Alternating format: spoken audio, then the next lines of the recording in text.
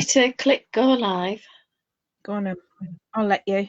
I'm kind like that, aren't I? It's time for you to sing. Ready? Going, going, going live. Woo! And we're off. Hi, Yeah. everybody. I'm sure you've missed us, our million viewers. I took a gardening break on Tuesday. Do they call that gardening leave when you've been like suspended? Yeah. Was I suspended? Well, Did kind I, of. did I have like a red card for a little while? Something like that. Yeah. Yeah. So I thought I saw a glass. Have you got a lady drink? I have a white wine. Actually, I'm going to show you what I have. I bought this in the shop the other day, right? 3 mils Sauvignon Blanc, right? It's a British white wine. Oh, okay. So I thought, give it a try. It's okay. I wouldn't say it's the best I've ever had. I've got gin, lemon, and flat tonic. Sounds yummy. Yeah, it's disappointing, but never mind. Shopping tomorrow, I've got a click and collect at Tesco's for all the lacto-free stuff and the heavy Do you things. get a click and collect? I looked on all the websites and it was at least a week before I could get even a click and collect, let alone a delivery. What time of day are you doing it? Any time of day. The earliest one was at like 10 o'clock at night in about a week's time. We've had availability. Sunday's usually the best day here because obviously people don't want to be doing anything on a nice Sunday, like Hmm. shopping. What, like they've got so much to do at the moment? Well, yeah, we had virtual tenants committee this morning with some of the tenants committee members. Other people either couldn't get to grips with the technology or didn't want to learn. And I can understand that they've got to the stage where, enough's enough.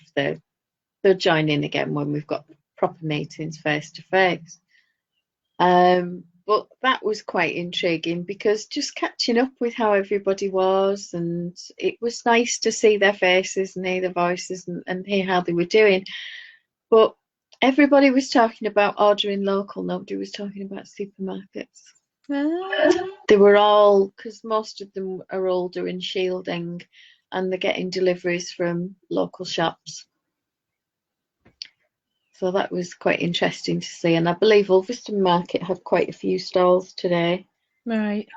Obviously suitably distanced, and people were being respectful of the social distancing. But Yeah. bit of a funny one. I think with Tesco, you probably get online this sort of time onwards. Round about 10 o'clock, 10:30 at night, they tend to release where somebody's booked and then not checked out. Yeah. So there'll be those things released, but they usually have a number of click and collect. It's usually early morning, Hmm. 6 o'clock onwards in the evening, or most times on a Sunday. People obviously can't be bothered on a Sunday. And barbecues in the nice weather, probably. Yeah, Asda's has been full most of the time, Hmm. and it's Asda's was the worst one. yeah. I haven't tried Morrison's, to be honest. I've never had a delivery from Morrison's, and it's I the only recent thing that they do them anyway. Well, this is the conversation I had with my brother. I like Morrison's. I've tried Sainsbury's for shopping again this week. Well, I say again, I've never tried it before, so I don't know why I said again, but yeah. So I've tried all of them now, and I'm a Morrison's girl. I like their food. However, their deliveries before we went into lockdown were hit and miss. They would send you the wrong thing, but not put it down as a substitution. It was just somebody obviously couldn't read or something, I don't know. And since this has all happened, they were just awful for the deliveries. And I said to him, because it's a new thing, they're obviously not as well equipped as some of the others to Yeah, deal with it. that's the And they're just problem, isn't it? struggling, aren't they? Yeah. So I will go to Morrison's, but I'll go late at night. I actually did do a drive by one afternoon this week to B&M, and there was a massive queue around the block. So Caitlin and I come straight back home, just drove in the car park, saw the queue, drove back out again. Went back again at 6:30 in the evening, and there's no one there. Right. So I just think, why would I queue up when I could just come back 3 hours later? So yeah. Yeah, I don't see the logic of joining a big queue. No, I mean, if there's 1 or 2 people outside, then that's different. You know, you're thinking, oh, that's going to go down. But not when it's snaking. I'm sorry, I draw the line at a queue that's snaking. So yeah, and do you know, like, I don't know if you remember, but my car is in the garage, and I've got a little loaner car, little Toyota Yaris. Well, it came to me, it was half a tank, and I've been driving it maybe once, twice a week this whole time, and it was getting on empty. So I went to fill it up, couldn't work out how to open this blooming petrol cap, and I'm looking on the dashboard and everything. I had to look on YouTube eventually. I come out of the garage embarrassed, come home, looked on YouTube, and there's a video. Anyway, there's a little pedal right by the driver's seat where you adjust where your seat goes backwards and forwards for your petrol cap. I mean, it's the most stupid place to put it, personally. But the petrol is so cheap. It's 99.7. And I was like, whoa, I can't even remember the last time. So I put 20 quid in it, because I normally, if I fill my petrol up, it's like 60, 70 quid. So I thought I'll just put 20 quid in. It's nearly filled the tank up. And then the garage rang me yesterday and said, oh, do you want your car back? And I'm like, no, I've got 20 quid's worth of petrol in that car. I'm keeping it.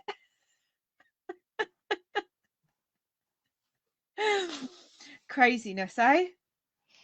It's mad, isn't it? I mean, I can't remember the last time fuel was that kind of price, and I think I missed a trick. Obviously, I fueled mine up at £1 right a few weeks ago, and I've still got 3/4 of a tank.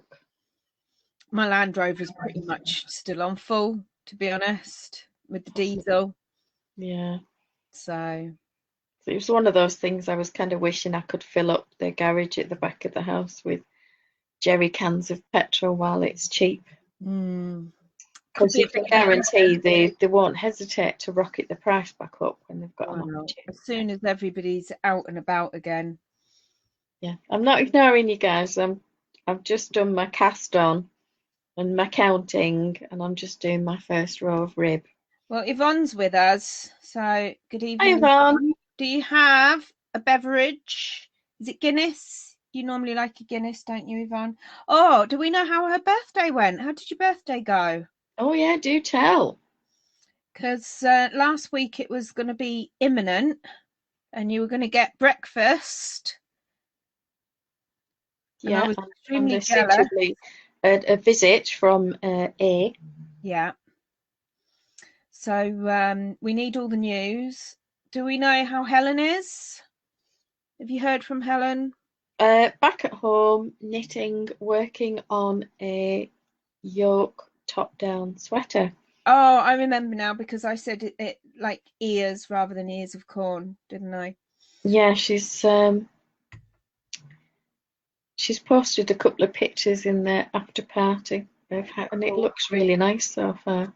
I've still not done any knitting. I've been on gardening duty this week, so that's why we wasn't on Tuesday, because I was very naughty and I asked if I could have a leave of absence because I was out the front. I've got block paving, and it has got the most annoying. I mean, I've got a lot of block paving because it goes right outside the front of my house, and then down one side I've got a big drive that you fit 2 big cars, maybe 3 little ones at a push, and then round the other side in front of the garage I've got the Land Rover, and it's all doing the really. Oh, is this the cast on?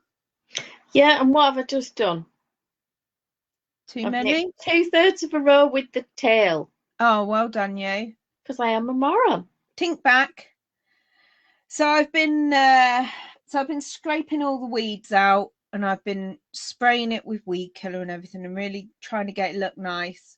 And then I've trimmed trimmed the hedge, trimmed the bush this week. So I was just saying to you one night, it's amazing how much tidier and how much more civilized you look with a trimmed bush. Well, you know. And then this morning, well, I cut it yesterday. Oh my goodness, those hedge trimmers do half out your arms, don't they? I think I should go out there every day with it. I'd soon get rid of my bingo wings. And then I've been out again today sweeping all the trimmings up because I'd had enough yesterday. By the time the hedge was cut, I was not cleaning up and it was roasting, absolutely roasted. So I'd been out in the morning. I'll just waffle while you're doing that. That's good. I've been out in the morning. I walked the dog. So I left the house about 5:15. Walked the dog, come home, had a coffee, got changed, met Anne for a run. We did a socially distanced 4K run in the heat. Oh. Come home. And this running malarkey with your friends, meeting up with people, it's a little bit dangerous because when I got home, I had this really strange urge. I don't know what it was, but I had an urge to clean. And I did actually say to Anne, I said, if I get myself a cup of tea and I sit down, do you think the feeling will pass? But it didn't. So that's why I ended up out the front doing all sorts on the garden again. Then I went and saw my mother-in-law for a socially distanced cup of tea in her front garden. Finally got home at 12:30, absolutely starving. I hadn't had anything to eat all morning by this point. So, yeah, I've just been really, really, really busy. I haven't had a chance to do any knitting. Been out for another run this morning. So I did the same thing, but I didn't meet Anne. I just went on my own. And I did a 5K, 32 minutes and 12 seconds. Oh. So I'm getting faster. Well done. And I was quite pleased with that. And then again, I come home and I did some stuff in the front garden. So, yeah, and I've been snoozing. I think because I've been up early and busy, I've been having a bit of I'm not long been up, to be honest. I set my alarm for 6 o'clock. From your nana nap. Yeah, because I had visions of going to sleep. Cheers. And I had visions of going to sleep, and you're getting all panicky. Where are you? Where are you? And I was fast asleep, and it's still 7 o'clock or something. I was thinking I'll give her till 25 past, and then I'll just send her a message to make sure she's not having a nana nap. Oh, I have definitely been having nana naps. So cool. Well, I've been sewing masks. Oh. Yeah, it's not compulsory yet, but everyone keeps saying that they think they're going to be, don't they? Yeah, it's advisory. Yeah. But I think it'll come, that unless you've got a medical condition or reason not to wear it. I think it'll come. So I figured I would get a jump on it.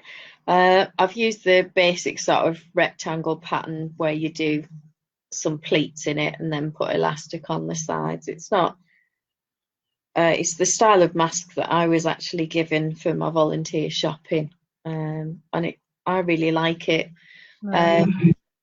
In terms of the practicalities of it, it's a machine my mother and father dropped off this morning on their way back from shopping, with some fabric as a subtle hint that I wish to make some masks.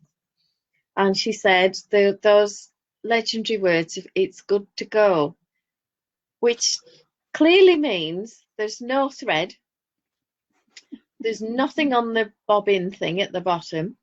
Yeah. It's got to do all of that. There's a broken needle in it and the presser foot drops off. So I changed the needle. I've swapped the presser foot for a plastic one that I had in my spare set. But I will rob the usual presser foot from my own Singer machine and swap that over. This one's a brother. Right. But it's a standard fitting. It should be fine. So eventually I had a presser foot that wasn't dropping off every 2 seconds and breaking needles. And honestly, the air was blue. Because the number of times I was trying to sort of wrestle the thread, you get the spool into the bobbin holder thing. Yeah. And then you have to sort of maneuver your thread into the correct bit so that it's pulling in the right direction and it's going to be picked up, and then get that in. And every time I tried to get the angle to get it attached to the machine, the bobbin would drop out before I got it to the. So I must have picked it up from the floor a dozen times, and every time was like. So the dogs were in their bed out of the way. They They decided didn't that dare this was come a in. much safer place to be than anywhere near this wretched machine. I know it's good to go names, and it doesn't mean it's ready for you to just plug in and start sewing. It means it's good to go from my house to your house. Here you are, deal with it. Yeah, I think that's exactly what it means. I did read use the manual and follow the instructions, and I found a DVD with a video of how Oh, to wow. do relevant stuff in the box. So I'll probably watch that tomorrow. Maybe today would have been the time to have watched that. But I was sort of in the mood to do it. I'd cut the fabric and I got on with it. And I was using some old pillowcases, and I don't know if you've looked at sort of bedding you've bought recently with a critical eye other than to whether it fits your pillows or whatever. Do But I like the seams are never straight. All right. So if you actually cut them into smaller pieces to make something else, you can't follow the lines of the pattern or the seams because none of them match up. So they've just been whizzed off quickly then, basically. They've been done super quick, which was fine. I managed to sort it out. And I won't say that there's a single straight line of sewing on any of these masks. I don't appear to be able to sew in a straight line. However, I still maintain that if someone is coming close enough to you to notice whether your lines are straight or not, then they are in the wrong and they need to move away. Absolutely. And then I had a bit of a disappointment. I don't know. Don't think I can reach it without getting up. But I'd ordered a pattern book off eBay. And the parcel arrived today, and I thought, oh, goody, and opened it up, and they've sent me the wrong book. Christmas toys they've sent me. You're not really a big toy knitter, to be honest. No, this is it. And I mean, I wouldn't automatically say, oh, yeah, my friend Lorraine, yeah, she's really good. She knits loads of Christmas toys. Yeah, I mean, I just don't see myself making a Santa mouse and a chimney and a Santa sack and all of that good stuff. You know, Santa sack could be quite interesting. Well, and he's a mouse, so would it be a fairy sack? I don't know. Anyway, on that happy note, I've sent her a quick message to say thanks ever so much for the really prompt delivery. However, it's the wrong book. So what do you want me to do? Do I send it back? Where do I send it to? What's the process? Yeah. I guess I'll have to wait to hear from her and take it from there. Jake said, oh, we'll just ask for a refund and give them bad feedback. And I said, why would I do that? Because anybody can make a mistake, me especially. She might have been, doing a few orders at once and just put the wrong label on the envelope or something. Oh, yeah, I've done it myself where I sent out 2 orders and I'd put them opposite sides of the table because one was very large and one was very small. And I thought, I really have to get this right. Completely different. Somebody wanted James Brett Marble Chunky and someone else wanting Debbie Bliss Aaron, Blueface Aaron. I mean, they couldn't be any more different. And I still managed to send them to the wrong people.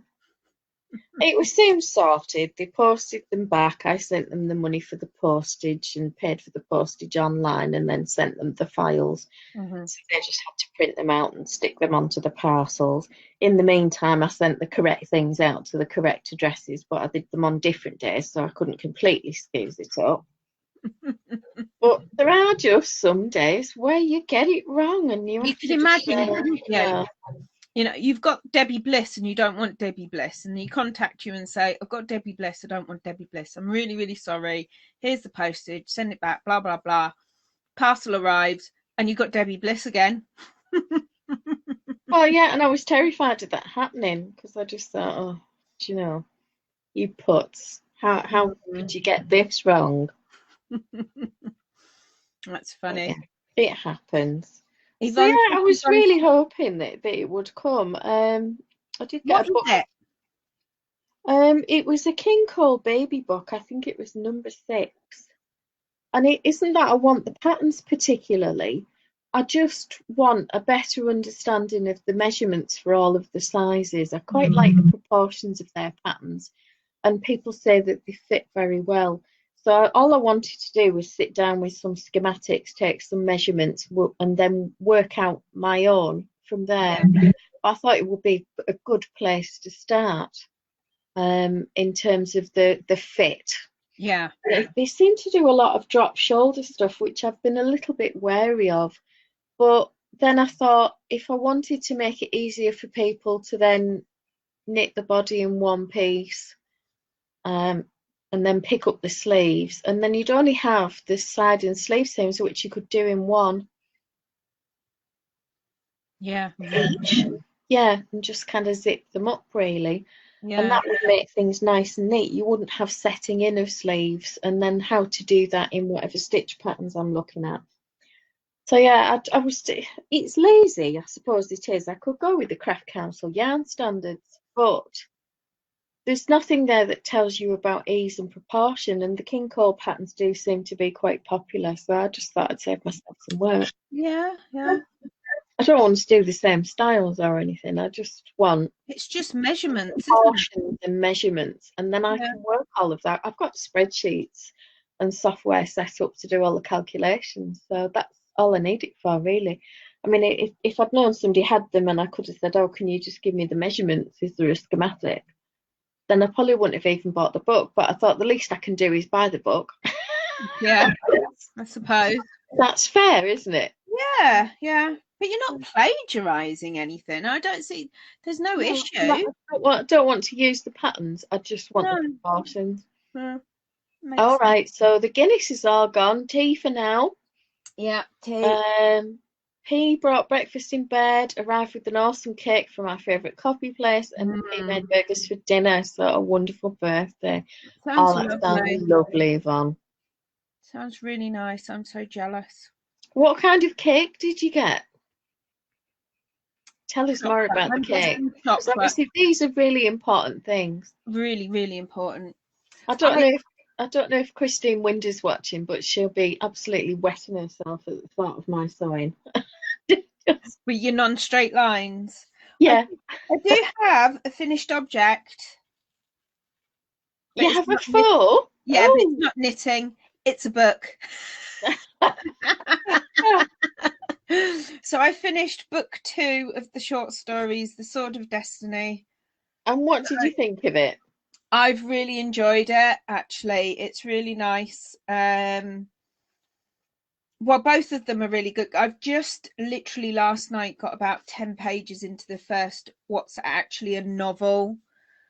So I believe that book 1 and 2 short stories is the first series on Netflix. I'm not really sure yet. So yeah, it's really good. I'm really enjoying it. Oh, that's good. Devoured those quite quickly. Well, I mean, I had that Anne Cleeve's book that I was reading for months and months and months. The Shetland one? Yeah, and I was managing a couple of pages a night and falling asleep. And it wasn't the book itself, because I've read her books before and they're good books. I don't know. I don't know what it was. You're just not in the mood. Possibly. Sometimes that's just how it is. Yeah, and I think that because this is so very different. I mean, it's the kind of stuff that I always enjoyed reading when I was growing up. I always read the fantasy stuff. So maybe it was just because it's so different that I've devoured the two of them. Aww. So, yeah. See, it was chocolate, but it was cheesecake. Oh. I did guess chocolate, but I didn't guess chocolate cheesecake. See, I was wondering if it would be a coffee cake coming from a coffee place, you see. Coffee but chocolate cheesecake is divine. I've had a really good week eating wise this week. Well done. And I've lost a little bit of the weight that I gained. I should be down for a loss tomorrow. So you're not retaining quite so much chocolate this week then? No, and cookies, obviously. I did make a batch of cookies because the person who lives upstairs muttered about, you've not done any baking. I'm having to eat bought biscuits, as if this was some sort of torturous trial. Is he so busy that he can't maybe put on a batch himself? I've shown him how to make them, and he's actually quite a good little cook. He's got a stir fry for his tea tonight, and I said, well, make yourself some noodles to go with it later, because I got the flavoured ones from Home Bargains for him, the Yeah.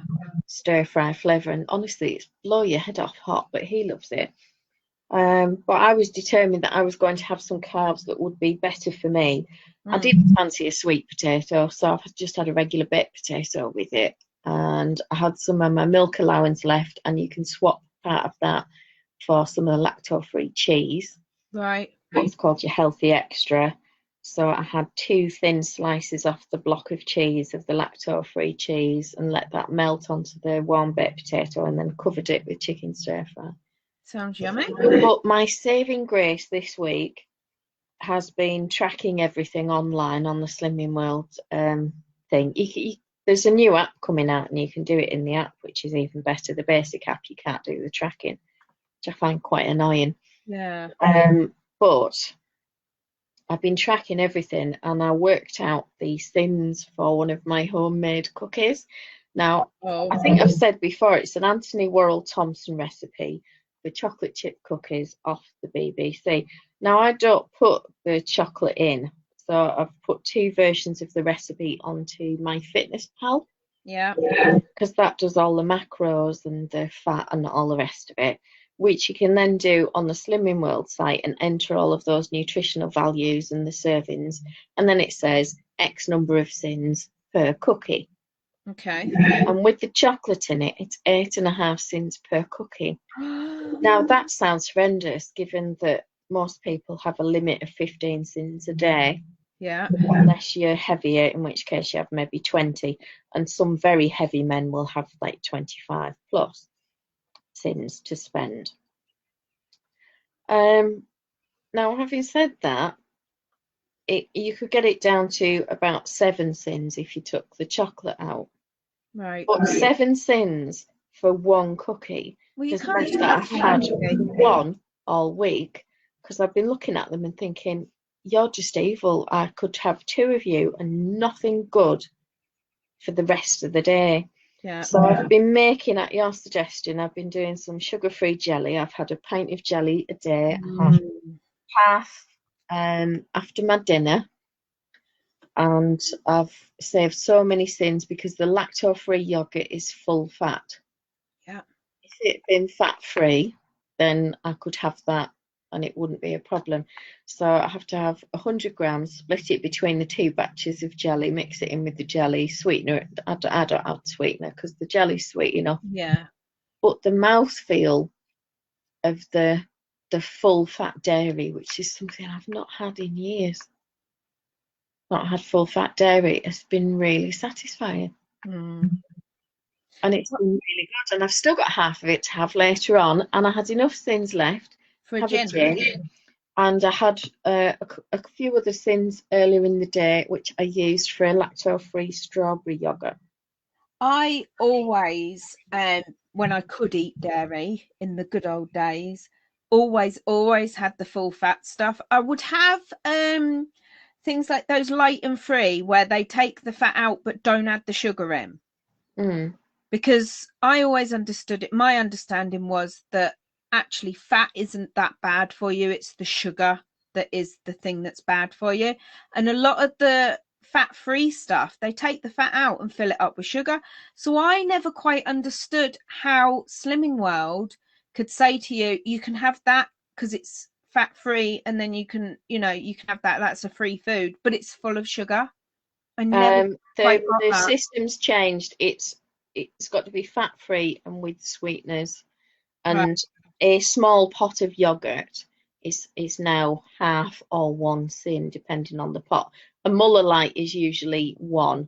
Because A vanilla Muller Light is a half, but the little 175 gram pots of the strawberry flavoured lactose-free are 4.5 cents per pot. What are those light and free ones then? Because those are the ones that they've taken the fat out, but they haven't added any sugar in. They're pretty good. Hang on, I'll have to have a look. I used to like their cherry ones. I love cherry yogurt. I love cherry. Absolutely love. I love cherries. Cherry chocolate. You can't beat it. So, yeah, Black Forest Gatto. Yeah. Right. Thins, light and free. Is it light and free or I'm light sure and it's free? called light and I think it's like an and sign. I'm not sure. Known light and free. Yeah. Right. So 175 gram pot is at least 1 cent. So they're not cent free. No. The lemon, the smaller lemon is half a cent, but most of them are 1.5 cents. Right. So they're not that light or free. No, it's because of the added sugar, as you said. Yeah. So a lot of that stuff is thinned. It's only if it's fat free and it's got sweeteners. And even then, because some of the Muller Lights have a lot of sweetener, they thin the sweetener. Yeah. I used to live on them when I did Slimming World years and years and years ago. They were free and I lived on them. I used to have one like in the morning as a snack with a piece of fruit, and then I'd have one as a dessert for my lunch, one as a dessert for my tea, one in the evening as a supper if I was hungry. You know, I used to just devour them. And Anne Hall, somebody could fall out with you very, very easily having cheesecake and ice cream. That is shocking.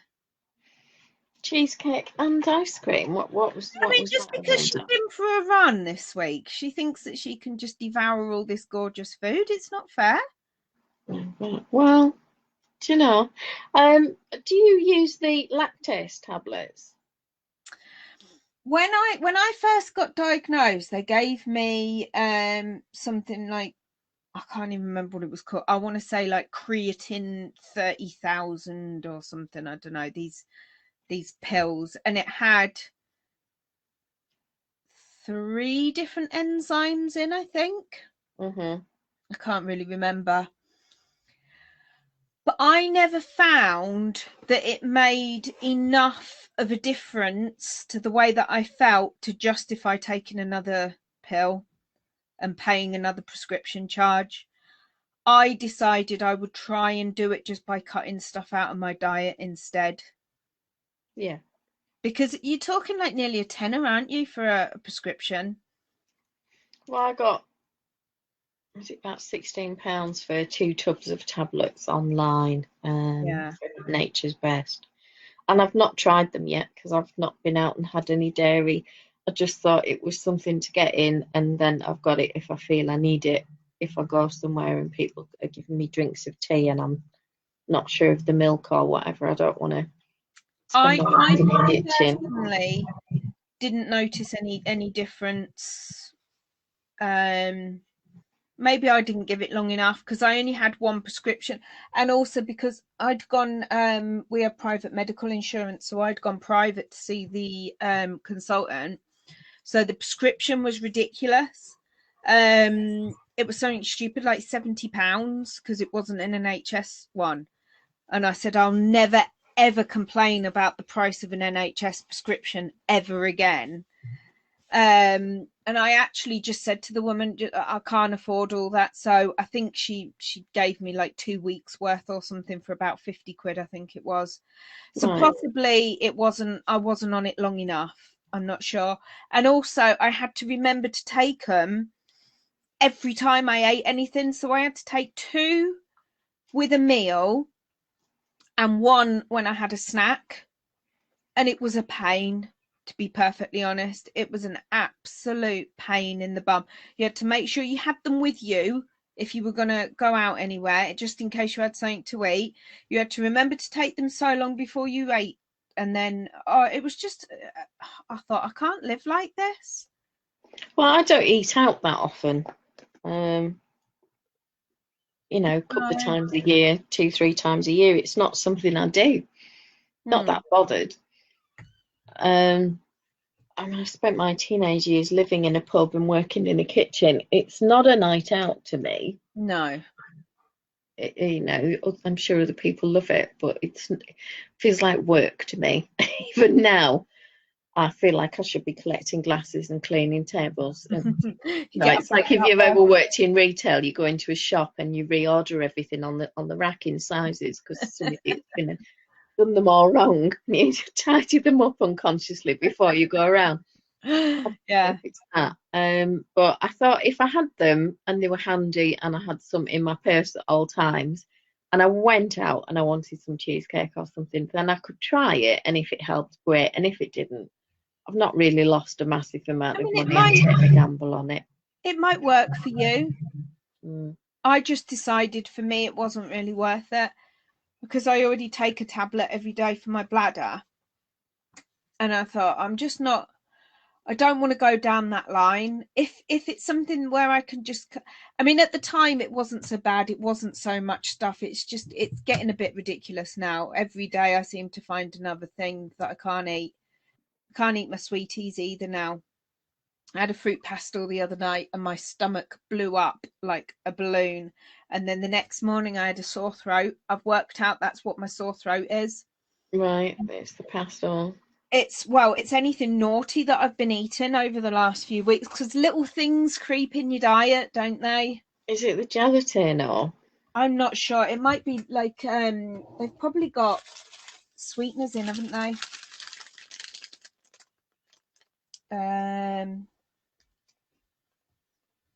Pear, could be the pear. And then it could be the colourings. Any of the numbers, couldn't it? Yeah, the dog's quite happy. He quite likes them, so he's been having them. And if they've got apple in, then I can't have them. There's quite a lot of sweeties are flavoured with apple juice, aren't they? Yeah, because it's a cheap sweetener. So I can't have that. Mm. So I mean, it's getting a bit silly, but if I eat clean, I feel so much better. I mean, for lunch today, I had a piece of salmon, chips, and a load of raw veggies as like a salad on the side. It was gorgeous, and I should just eat like that all the time, really. Yeah, it's easier. I had jacket potato with some salmon yesterday. Yeah, I made a lemon and cracked pepper dressing. Hmm. And that was really good. I was absolutely stuffed all afternoon. There wasn't a single moment where I thought, oh, I could just eat a biscuit. Or I just sat there thinking, I'm going to burst. I do have to have something sweet though, even if it's just one square of chocolate. Well, that's why I've gone with the sugar-free jelly, because I can have that and it doesn't seem to cause any reactions, and it means I can use the lactose-free yogurt. But I do have to weigh it out and save the sins for it. But I don't mind that. That's good. Anne says that my my lunch looked amazing. I sent her a photo of it, and she was well, Joe.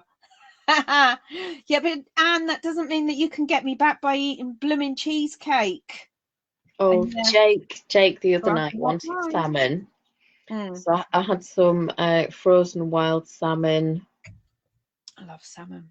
From there's pictures of Yvonne's top. We'll have a look at that in a moment.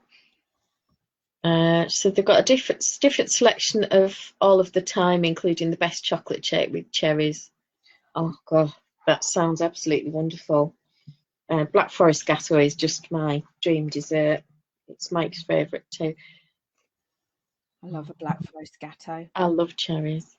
I do. But yeah, Jake wanted salmon. So I had some frozen wild salmon from Tesco's and wanged that in the oven with some homemade hash browns. And I'd done some roasted vegetables, which I just threw in a pan and warmed up. And we had that with it. And over the salmon, Mum had made her own sweet chili sauce, which she does for him. And she sells it to raise money for the church whenever they've got a fete. Well, all of those things have been cancelled, so she's got jars kicking around. So thankfully, we had some of that, and I poured that over the top of the salmon. And he spent all evening waxing lyrical about how wonderful the salmon have been. It's just salmon with a bit of sauce slapped on it, wasn't it? See, this is one of the things that really upset me about when I went to Sainsbury's for my shop this week. It's like I go to Morrison's and we usually get 2 nice big pieces of salmon, and anyway, they didn't have very much in. And then I ended up getting these tiny little ones, and Callum was complaining at lunchtime. He's like, "Oh, you're not joking that they were small bits of salmon, the same price." I wasn't impressed with Sainsbury's at all, to be honest. I think they're expensive for what they are. My mother-in-law used to like to shop there, but then again, her and my mum used to go together, busy mates and all that. They used to go shopping together, and they love Marks and Spencer's. My mother-in-law likes Marks and Spencer's. It's expensive, but I wouldn't mind it so much if the shelves weren't half empty. Yeah. So I'll be going back to Morrison's. Yes, I will be dry and sober by Saturday, Anne Hall, don't you worry. She came to mine for a run because our alphabet was, we had to find sheep, and I took her in the fields and she ran head first into a tree. She didn't duck. So does she need to be dry and sober to pick you up when you're drunk, Anne?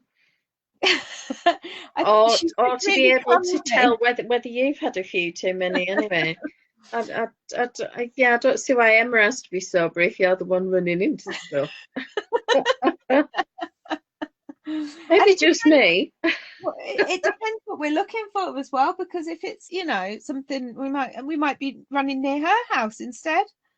I'm not sure. That's true. Goodness me. We've got to wait and see what the words are this week. What was it? Sheep taxi. Oh, I can't remember. Anne will know. Umbrella.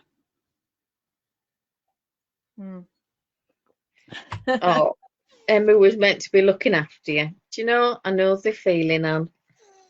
So I'm just bad. I'm sorry. I'm a naughty friend. I'm not a good friend. I know. And when I was exhausted last week after those hours of screwing, you know, not once did she offer to drive across the country to help me to screw together that wretched shelf unit and the 98 screws. I didn't. Well, to be fair, by the time I knew that you were busy screwing, you'd, finished. Yeah, and you were a bit gutted that there wasn't going to be a Henry Cavill story, weren't you? Oh, did you know that this week it is going to be The Sound of Music? Oh, is it? Caitlin and I are quite excited. We're going to sit and have a little sing-along. I'll let my mum know that's her favourite. We absolutely love Sound of Music. Yeah, we grew up having to listen to that on a weekly basis. It was one of Mum's favourite albums. My husband's favourite movie of all time is The Wizard of Oz. We have to watch it every Christmas. Anne says she's not safe to be out on her own. I'm a bit like that. I can fall over my own feet walking across the room, Anne, so don't worry about it. She was doing a little bit of gardening in the back garden and she fell over a bag and broke her arm in goodness knows how many pieces. Oh, bless. You have to tell us how many bits of metal you've got in your arm, Anne, because I can't remember. But, yeah. Right, I'm going to show Yvonne's Let's see Yvonne's top. So, share screen. Is it finished? It is. And it's modelled. There you are. Loving the mask. That's a sign of the times, isn't it? Isn't it just? So we'll be looking back on this in 10 years. Those of us that survive. Yeah. Definitely those of us that survive. And can I just say as well, I mean, probably not very polite to point it out, but I am loving the silvers. Well done for sharing the silvers. Oh, do you know, I hadn't even noticed. I notice all the time now because I think I'm self-conscious of mine, but I actually quite like them. I think they're lovely, and I think they look really blonde, don't they? And perfect. I think I'm just going to embrace the silver, go with it, and not worry at all. Save money. It'll be fine. Oh, now, I'm not sure if this is Anne's dinner or if this is to do with her accident. She says 1 big plate, 8 nuts and screws. That's the arm. Okay. Just checking. Anne Sending a big hug. doesn't want to go grey. She's got the old spray. She keeps spraying her roots to try and hide I them. really like it, Yvonne. I went back and had a look, I and think it's I really lovely. like the silvers. And I think it's brilliant. super. I think we should all embrace it. Yeah, I think we worry about too much of the crap, to be honest, and it's just so not worth it. It is one of the upsides to all of this, isn't it? I think so. Yeah. I'm really proud of what grey I've got. It's not grey, it's a natural highlight. Well, with my hair it is, because it's so sort of mousy and mixed and so many different colours in it. But anyway, it's not grey, it's silver, because silver's much more, or platinum. Mine is sort of a pearly colour. It's a warm grey. Ooh, see? Pearl, beautiful. Yeah, exactly. I should have a necklace to go with it. No, don't go there. What? I shouldn't have a twin set and A pearl necklace is something completely different. You don't want to go, you don't want to go down that route. I don't know where you wear your necklaces. You know what a pearl necklace is? Well, only the twin set and pearls, right? Yeah, I'll tell you off air. It's not something that you want. Yeah, okay. Well, I'll just go with the 1950s version. That's probably more my era to go with my twin sets. Oh, there you are. As long as you haven't got a pearl necklace and a Prince Albert, you'll be perfectly fine. I did have a cat called Prince Albert. Little black cat with white socks. Oh, this is rapidly going downhill, pals. You know, you shouldn't let me have the wine. Mind. I think you should be more innocent like me. Yeah, I don't believe you're innocent. I am. I'm lovely.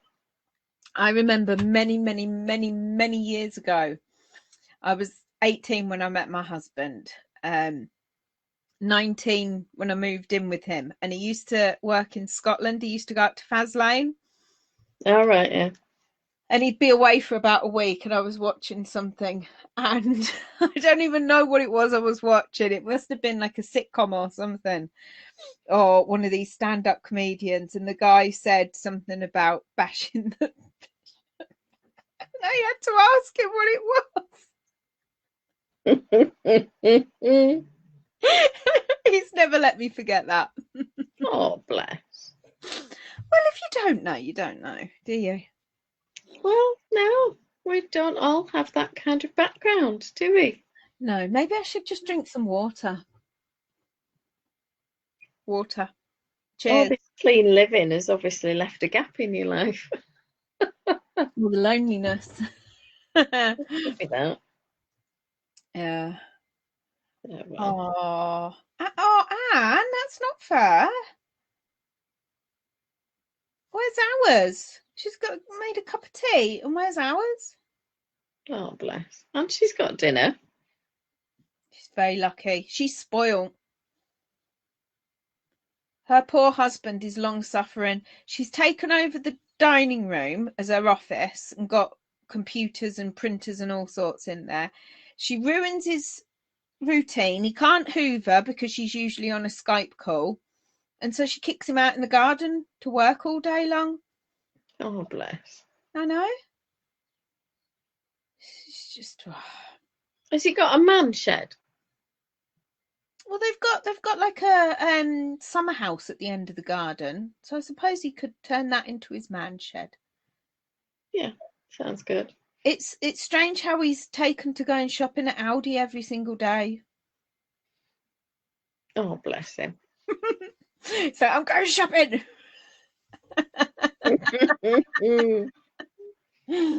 Oh, Yeah. what a shame. I was actually talking to the guy next door this morning when I was scraping my weeds.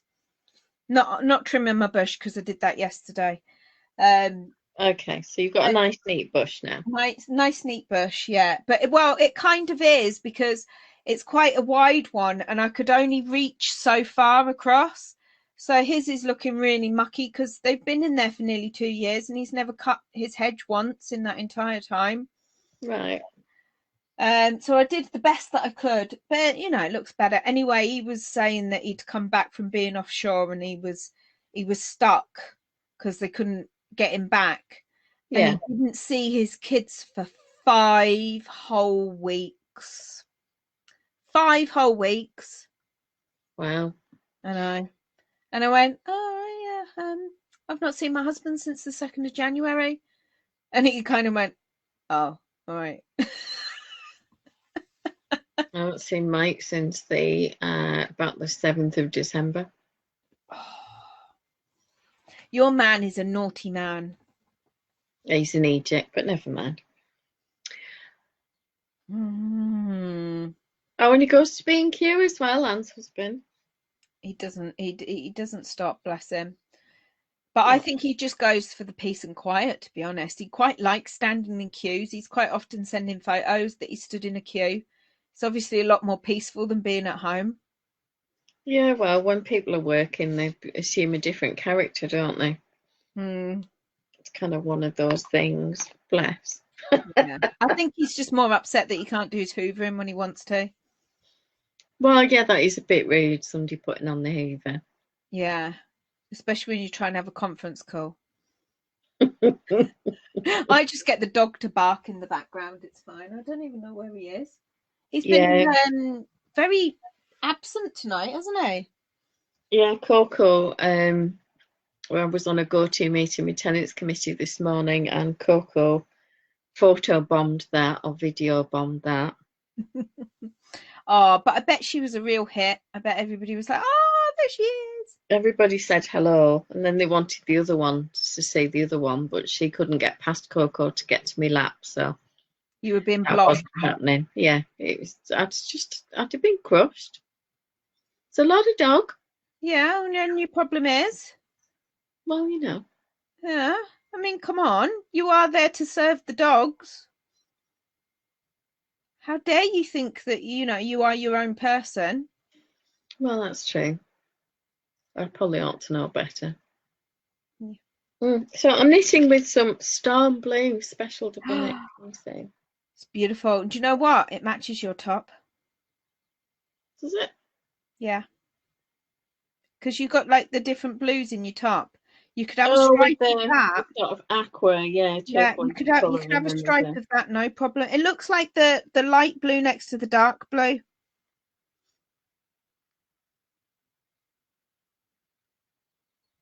It's more like that one. From my camera, anyway, it probably looks different in real life, but from my camera, it looks more like that. Yeah, it's more dusty and bluey greeny than that one. But yeah, it's the same sort of colour level. You just, you know, when you knitting coordinates with your top, you're just being very stylish tonight. That's all. Well, I had to dress up in grown-up lady clothes this morning for my meeting, so I took them off after the meeting, put my slonkies back on, and then got changed again for tonight. So, you're a good girl, you are. Well, I better try and appear to be a grown-up at least one day a week. Well, I mean, nobody really knows what's going on the bottom half either, though, do they? I've got some, my mum called them jade green, but it's a similar sort of, like a more green version of that, joggers. I've got grey. And the bottom of the joggers has got some ties that you fasten with a bow. Oh. Quite wide leg joggers, and you fasten them and they sort of poof over like that. It drives me bananas because I'm forever tripping over them. Yeah. And it suddenly occurred to me that I found these because it's got these ready-made ties that I could cut and attach to my mast. You're all about the stealing at the minute, aren't you? Yeah, and I thought that would save me a job. I could attach those. I could figure out a way of doing that. That'd be cool. Yeah, why not? I'm thinking the way to do it is to put a little piece on the edge of each mask and stitch it on and then fold it over to make like a tube to put the ties through. Clever you are. Just born idle, really, and I don't like trying to do that bias. Well, stuff. bias binding. I mean, I can. Christine's really good at this sort of thing because she's into the detail and she makes everything just look so perfect. And if you saw the sewing on the mask that she made that I've got, it's just beautiful. and you can tell that it's been pressed after everything. Whereas if I see an iron, it'll be a damn miracle. You have a fancy ironing station. It's just for knitwear. It's not for anything else. Yeah, I'm strictly knitwear, not sewing. Caitlin's been busy doing her cosplay stuff again. She made a top at midnight the other night. She's so I'd have gone nuts. To be fair, I couldn't hear her. At first I did hear her, but then I just went to sleep. I cut her hair this week. Yeah. Undercut. Do you want to see what her hair looks like?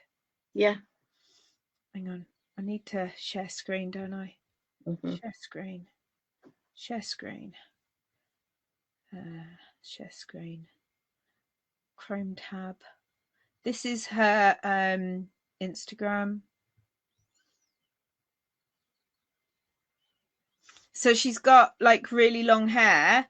Her hair normally comes down sort of like to her shoulders, and she's put it up in what she calls a pompadour. Yeah.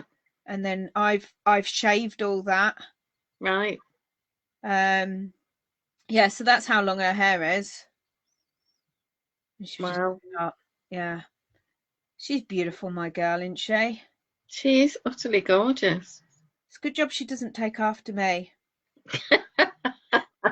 I mean, I don't think that she realizes this is what she's into, see, all this cosplay where she does herself up.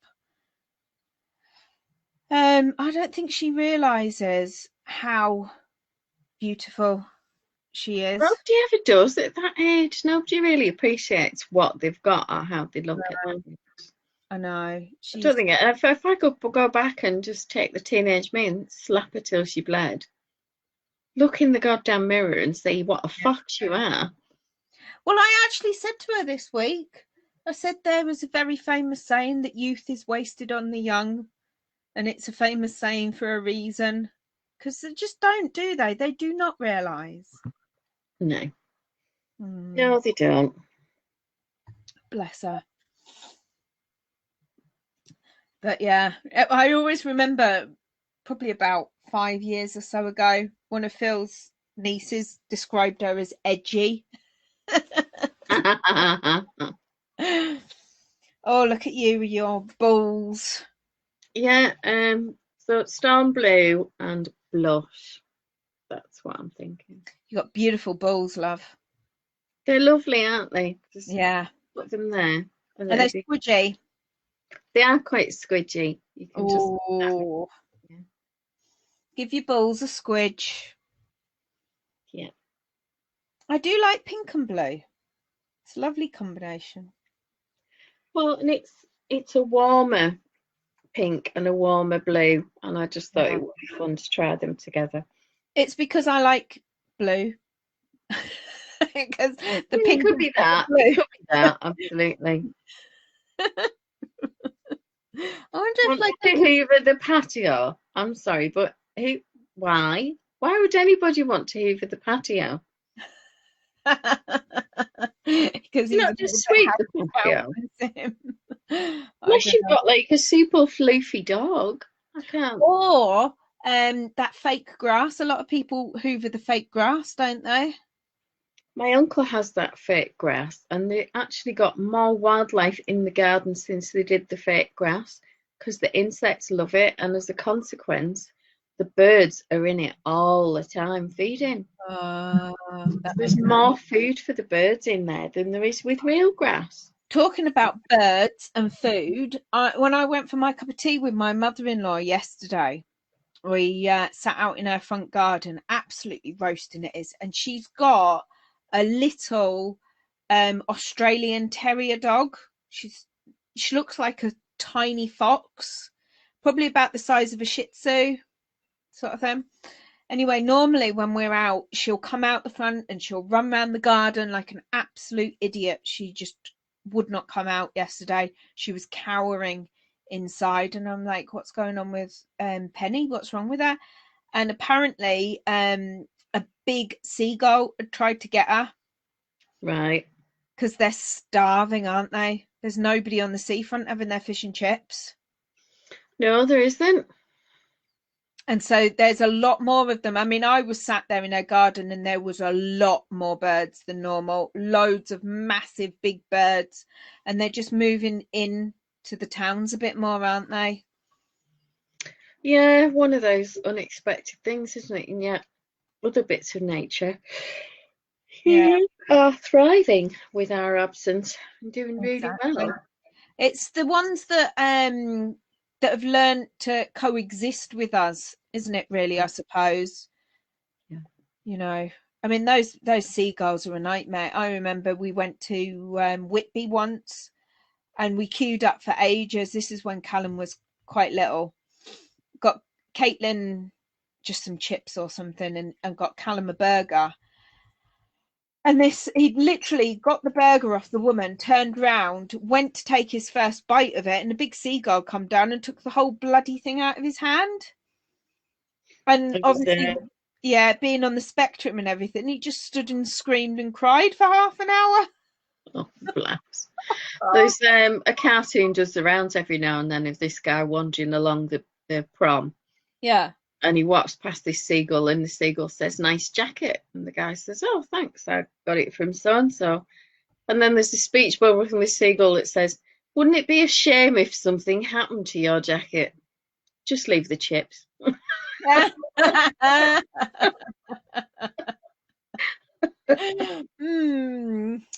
Yeah. Funny. Tickled me. That is funny. Appealed to my sense of humour. We were walking through the town once, and luckily we were on our way back to the car in the car park, and Phil suddenly shouted, and he'd got bird poo right down his face. Oh my god! And there'll be an idiot somewhere going, "That's really lucky, you know." No, that's so lucky. It doesn't feel it for some bizarre reason. I couldn't do anything for laughing, and he said, "Stop laughing at me." Where's our life bid? Where's our what? I can see us. Yeah, I can see us. But I'm supposed to be. Yeah. I'm supposed to be on a page and it's just binned me off it, and it's the one where I can actually leave the live. So it's just... You've been having a bit of issues with this recently, haven't you? It's Facebook, honestly. It's ridiculous. Yeah.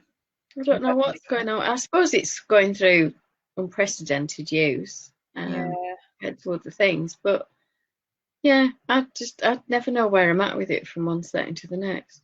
So did you have loads of COVIDiots come and flock to your area this week? There were in the Lake District, but not here.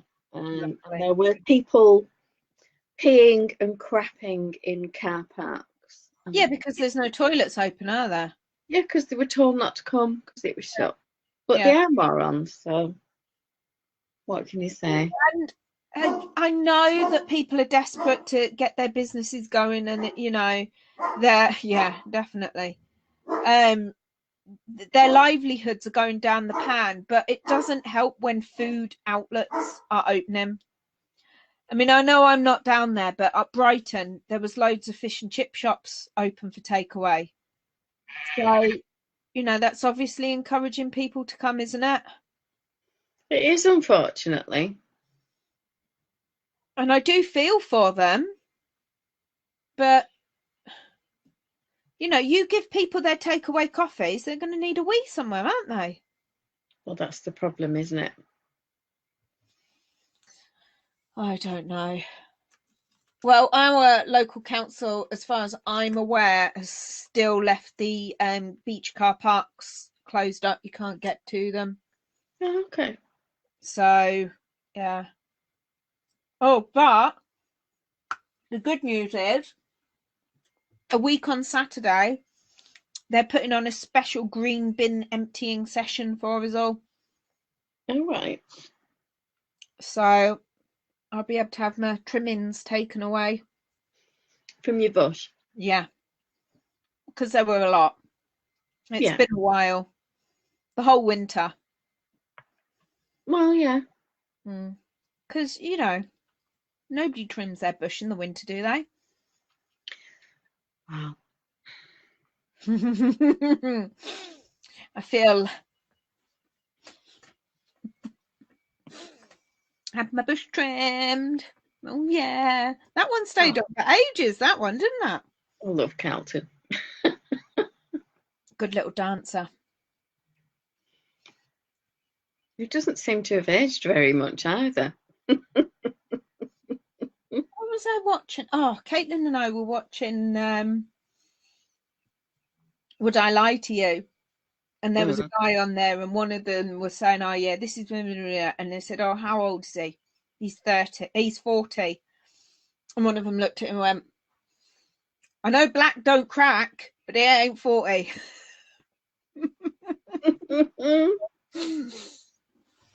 So yeah, Caitlin likes that. We watched The Sewing Bee. You still not watched any of it? I still haven't seen a single episode. I finished watching Manifest on Sky. Yeah, good. Yeah. What else have I watched this week? I watched a couple of films. Okay.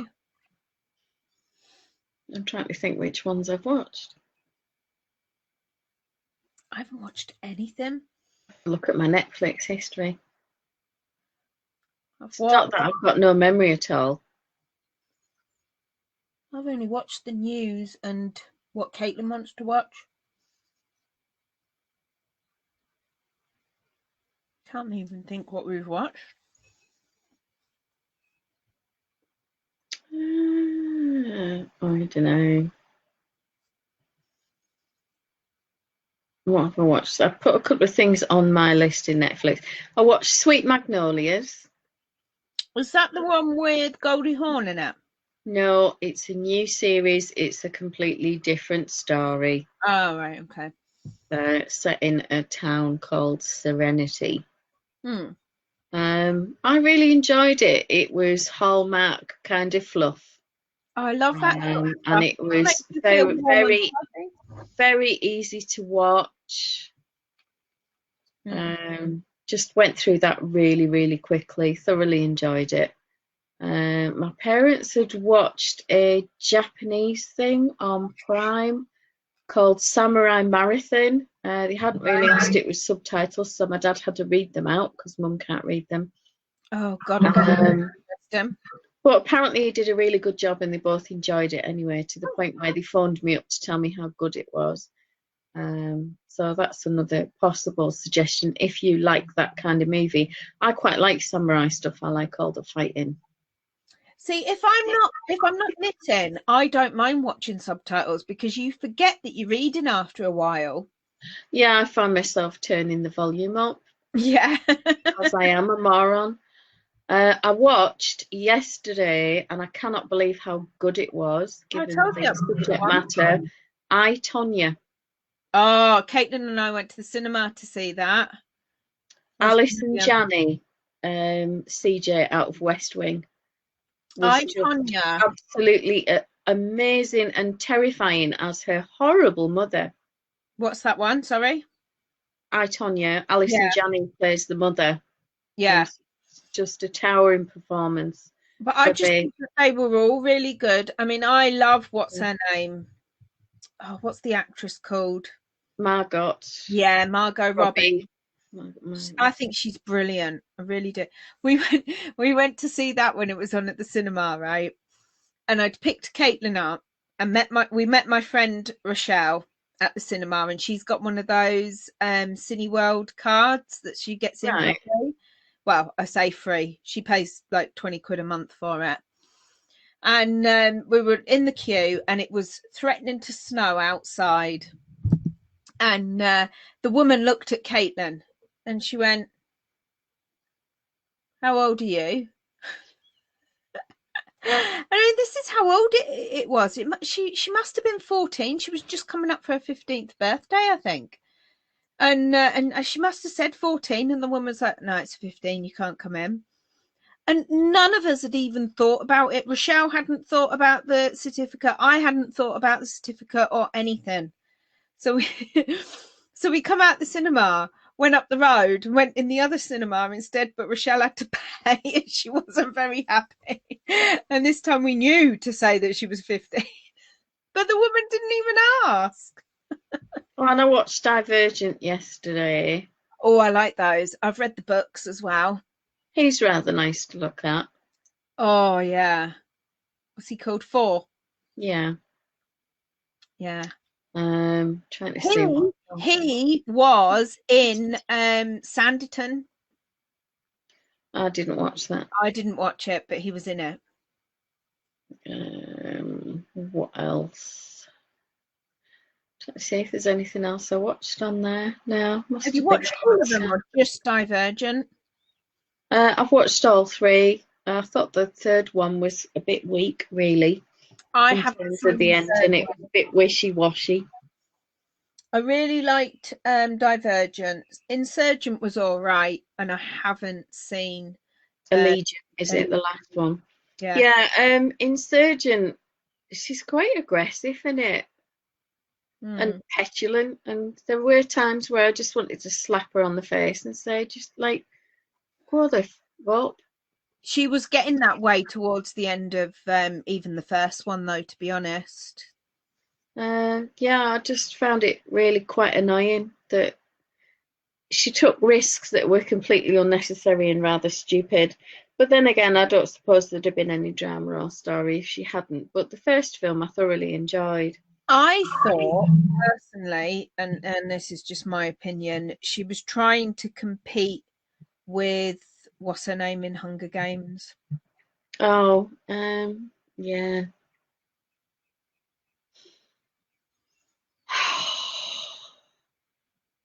She's in the X-Men films. Yeah, not the actual actress, the character from Hunger Games. What's she called? Katniss. Katniss, yeah. So it was a bit of that, like who's the more edgy character, who's the best, you know, and all the rest of it. But I found that as a character, she came off less sympathetic than Katniss did. Yeah, I found it all a bit petulant and pushy, and yeah. Whereas I liked 4. I thought 4 was a nice character. You could really get behind him. I know what I could get. Not behind him, maybe. Give him the opportunity. What would Henry think? Well, you know, he's your midweek man. Yeah, I suppose. So you're just gonna have 4 at the weekends. I could have. I know what else he was in. I know what else 4 was. You didn't really watch Downton Abbey, did you? No, but he was the foreign guy that was the young man that Mary slept with in the first series. Yes. The Turkish man. He was, yes. Because he had very curly hair. But I actually prefer him as 4.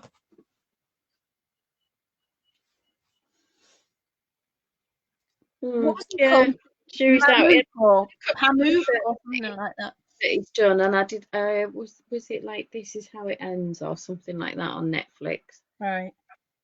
One of these sort of apocalypse, massive earthquake and whatnot. And that was just dire, absolutely dire. People were dying all over the place, and I just so didn't care. There was one stage there, sort of like probably around about 2010, where dystopia was the genre, wasn't it? Everything was dystopia. Yeah, and I found myself biting my tongue this morning and sitting on my hands. I thought I'm not going to comment on this on Facebook, but people were sharing a headline, possibly from the Guardian or, one of the sort of broadsheet type papers, and it was about how many people have died in the NHS Okay. as a result of COVID. So NHS or hospital workers or carers. Yeah. And it was 300 and something. Mm-hmm. But the headline said, officially died. Officially died.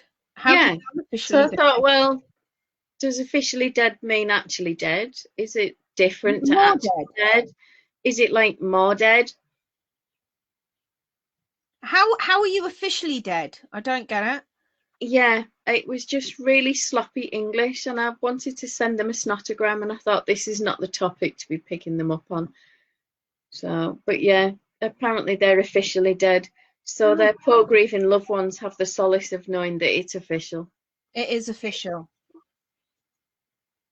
Do they mean like, as in they've been counted in the numbers, maybe? I think that's exactly what they mean, but that's what they should have said in the wording. Yeah. Because officially dead, Well, what does everyone who that says mean? is officially dead once. Once a death certificate's issued, Yeah. The doctor's proclaimed you dead, you're officially dead. yeah. Or Bizarre. Yvonne's leaving us early tonight because she was up Oh particularly no. early and had a bit of a weird day. And she'd been playing a lot of Animal Crossing. It's something I've never played, Yvonne, but I believe it's very popular. Caitlin plays it all the time. I've been playing my Sims a lot more than I would normally. So I I get just it. don't do games. Sorry. I don't normally, but I found myself just, growing beans and things like you do. Yeah. I understand it's turnips in Animal Crossing. Oh, okay. Fine. I just, yeah. If it works for you, go for it. But I just Caitlin spend likes most of it. Although I did tell her off kind of feel the need to get out and do real stuff. she found someone because she's got a campsite or something, and somebody was in her campsite, and she went and had a look, and she took one look at him and went, "Oh no, he's not staying. He's not being one of my villagers." And I was like, "Are you just judging that person on their looks? That's shocking."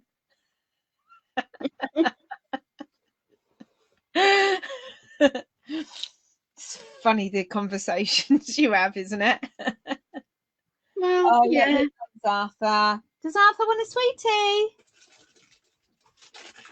Yeah. I can't believe you managed to get the packet out earlier and he didn't bound I don't know upstairs. where he's been or what he's been doing. Probably had the fridge open. He probably has eaten all my food from downstairs. I've got my feet on a cushion. Would you like to see my painted roses cushion? I certainly would. Oh, wow. That's gorgeous. It's the leftover bits from one of the earlier blankets that I made. I really love the middle of those flowers. They're pretty. And the back, you'll have to excuse this stray end. Tagging it. Didn't see a stray end. Leftovers. Oh, well done, you. Ernest, you going to come say hello? Come here. Now up. I thought it made sense to do a small project and learn how to do the squares and stuff and decide whether I like the tension. And I actually made them slightly smaller than that in there. I like it. So where's that go? Does that go on your sofa, on your bed? There's a little coffee table that my second fiance's father made for me before he died of cancer. Right. And it's one of my treasured possessions. Yeah. A little wooden coffee table. And that sits in front of me. Okay. I put my sort of current project in a bag on there and Yeah. my feet go on the other side on top of this cushion. Love it. I've actually got a little coffee table under my desk that I put my feet on as well. So it's the done thing. It's one of those that it also gets used for male hair cutting when they're here. So I don't know whether Mike's bored enough to actually want to come and stay, but if he does have to come and stay, we'll have to lock ourselves up for a fortnight. I'm not going to be very happy about that. Maybe he's waiting until they ease the things off a bit more. I think he'll leave it quite a while. He did seem to be quite enjoying lockdown, but now he's bored, and I just think, well, get some stuff done. Yeah, I know. I mean, my stepdaughter's been out on the beach and all sorts this week, and definitely not social distancing going on, but She's pregnant as well, isn't she? she is. Okay. Well, And she just keeps saying, "Oh, but we've got to get back to normal at some point. This isn't going away," and blah blah blah. And you can just hear what she's saying. You can just hear that a lot of people have got that opinion, and that's why we're seeing all the pictures that we're seeing. Everyone's had it's what they are. Absolute morons, idiots, imbeciles. And I mean, I've said it before, and I will be controversial, and I'm sorry. I know that they say that there's a lot more deaths in the lower socioeconomic groups and all the rest of it, but I do believe it's linked to education. Part of it's education, certainly, but the other will be that they're in smaller houses and it's harder to distance. You're all cramped. No gardens. Multi-generations living together. Yeah. It's just not easy. A lot of them don't understand the whole hand washing thing, the whole distancing thing. Even if they can distance, they don't distance. You know, I mean, she's saying, "Oh yeah, we're in and out of each other's houses." What? You know? Absolute morons. I know. What was the one? Woo hankers. Yeah, I mean, Christine Winter that comes on here, they've got they usually have a party in the summer, and there'll be the lady doing the flame throwing act and things like that, and all sorts of other stuff, but it's spread out across a part of London, a garden, and all the rest of it. You never cramp together, and they've not done that this year. And it'll be the first year in a very long time that they've not had their sort of the party that they're kind of famous for. So I'm sorry, if someone who's kind of the hostess with the mostest can say it's wrong, and change everything they're doing. I know. And these are small changes, they're not big sacrifices. It's not like our men and young people are being sent abroad to die potentially and never come home, or not be home for 5 or 6 years. We're not sacrificing like people did in the war, for God's sake. Exactly. Just sit home and binge watch a few TV shows and get off your ass and do some work around the house. Don't go down to the pub and maybe go and pick some fruit. It's not a big sacrifice, is it, really? Well, no, it isn't. And you never hear Yvonne or anybody complaining about being bored. No. They always find something to do. The one thing I could say is that I haven't been bored at all.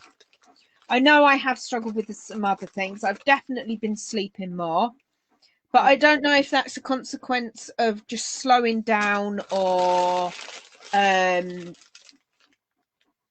all that bush trimming must be exhausting, Well, yeah. I have been doing more physical work in the garden, but only this week, really.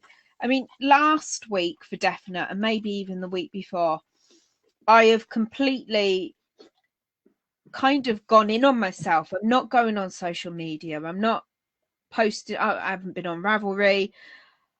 I literally I just can't. I don't know. I haven't got the energy to do it, and I've sat and I've played on my Sims a bit, and I've read my book, and I've slept for pretty much a week is all I've done.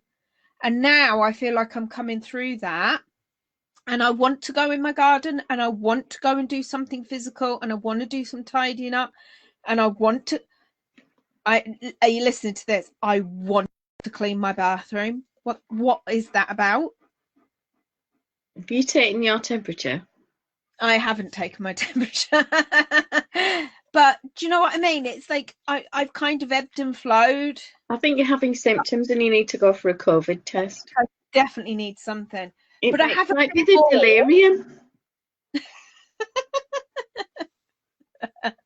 Yeah, once your temperature's that high, that's what happens, isn't it? But I can honestly say I've not been bored.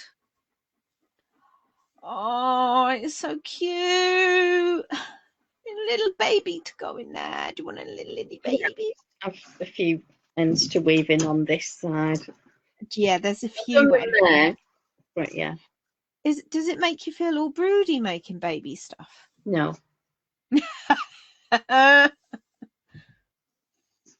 No, not at all. Do you know what? So I do go through phases, and I think it's because of my age. I start thinking, oh, I should have a baby. But do you know what it is? It's not that I want a baby. I think subconsciously I know that I'm coming to the end of when I could have a baby if I wanted to. Do you know what I mean? I kind of thought about it when Mike and I met, and we did discuss it. Yeah. But then I started with all of these problems with the endometriosis flaring up. And I was really quite ill. And by the time I'd got to see a doctor and got an investigative surgery booked, and they'd sort of had a look and kind of opened it up and went like, it's like a snake's wedding in there with adhesions and all the rest of it. So they booked me in for quite a lengthy surgery to get rid of all the adhesions and sort out where the bowel was stuck to the stomach wall, and like the abdominal wall, I should say, not stomach wall. And everything was all tied together, and that was all down to endometriosis because there was tissue where it shouldn't have been, and they removed and lasered as much of that as they could. And they apparently did a pregnancy test while I was in the operating theatre because my womb was massive, and it's all the endometriosis tissue. Right.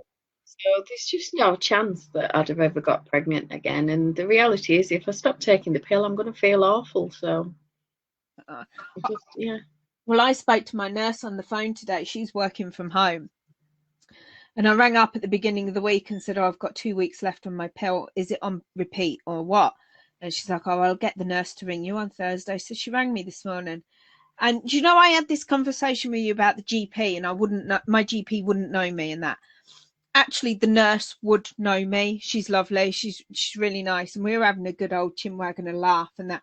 And we were both taking the mickey out of the phones that we got given by work because they're these weird little Nokia things.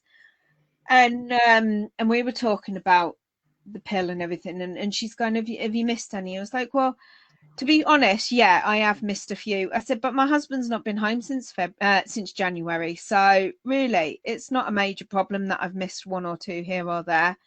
There's no issue with me being pregnant. I literally am taking it now. One, because I don't want to start having periods again at this point in my life. And two, because it balances all your hormones. And God knows what's going on with my hormones at the moment because I'm, mid-40s. Anything could be going on, couldn't it, if I stopped taking the pill? Yeah, just keep it locked down. I couldn't have. I was absolutely gutted when they woke me up after doing the operation, and I said, "Did you do a hysterectomy?" Well, no. So have you not one brain between you? And I'd written all over the paperwork that if it's a mess, take it all out. Just take it all, except the cervix. Take the cervix, I'll kill you with it.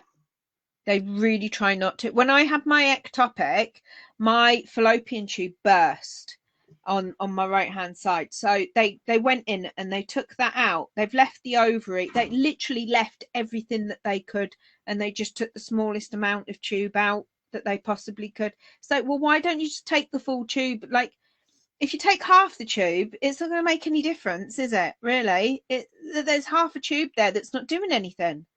Well, unless Dennis Quaid is piloting the little capsule from the ovary to the other bit of the tube. Yeah, what's that all about? Not going to make its way to anywhere it can bed in, is it? I mean, to be fair, I was told after that, I was told it's happened once. There's a reason why it's happened. You shouldn't have any more kids because it could happen again, basically. And I think that's the problem, isn't it? Because up until this point, and it will have been the same for you, up until that point, it was still your choice, wasn't it? You could have tried to have a baby if you wanted to. If you and Mike had decided, yeah, we want to have a baby, then you would have tried, and it would still have been your choice, really, wouldn't it? It would, but I don't think I've grieved it or been particularly upset by it because I'm just far too pragmatic and practical anyway. It's just, I would oh say well. I'm selfish now. I'm too selfish to have a baby now. Yeah, okay, I can wait another 5, maybe 10 years for grandchildren. It's fine. I've got far too much knitting to do for me between now and then. Mine are miles away anyway, so I'd never really see them. But yeah. And it would be weird, wouldn't it, to have a baby now when you've got like a 4-year-old grandson? Well, my grandmother had Tracy when she was well into her 40s. Mm. And I was born 3 months later. So the first grandchild arrived in less than 3 months after Tracy being born. And it was just chaos for us at school, being at the same school and things like that. It made life really complicated and unnecessarily so. And she hated the fact that her parents were as old as God's dog, as she put it. That they were so old that they couldn't do the stuff with her that my parents could with me. Yeah. But it was because after she'd had my dad, who's the eldest, Lil had a little girl called Christine, and Christine had died. Right. And I think she might have been a year or 18 months old. She'd had her a while. Wasn't a stillbirth or anything like that. Christine's in a pauper's grave at the cemetery in Salford. Was it a SIDS? I don't know. I don't know whether she caught something. You know, there was still a lot of childhood diseases in those days, Victorian type diseases that were doing the rounds. So I don't know if it was something like that. But she died, and they spent years getting pregnant, and then Alan, and then Dennis, and then Paul, and then Chris, and then finally Tracy. Hmm. So she'd got the girl that she was after, but she was fairly knocking on. I mean, I just remember her. I mean, she was my gran, and she looked like a grandmother. She was beautiful, but she looked like a grandmother. And I know that was hard for Tracy. I mean, Tracy would give anything to have her back now. Well, yeah. But what was she, 89 when she died? That's not a bad age, is it? And it's a good few years ago now. But I don't know, 4 years ago, maybe more. I'd have to sort of step and look back and think about it as to when it actually was. But it was well before we were 50. Are you going to clap? Oh, is it that time? Goodness me. Right, well, we better get clapping, haven't we? And then we'll come back and Go and get the clap. yeah, see you in a minute. Toodles. Come on, missus. You coming? Stupid dog.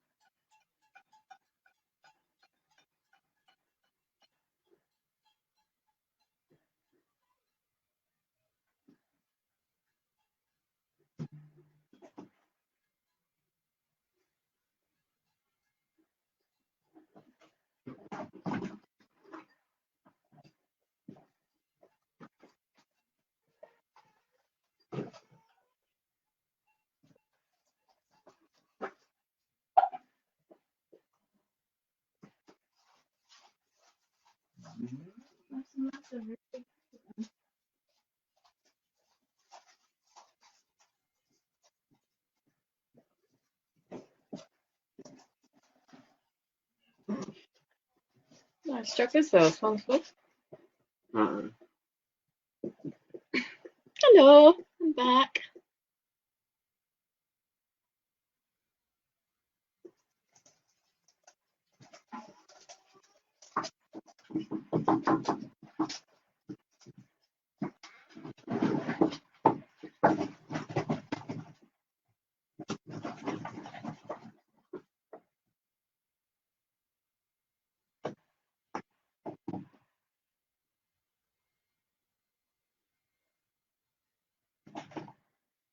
See you soon, Yvonne. Have a lovely evening.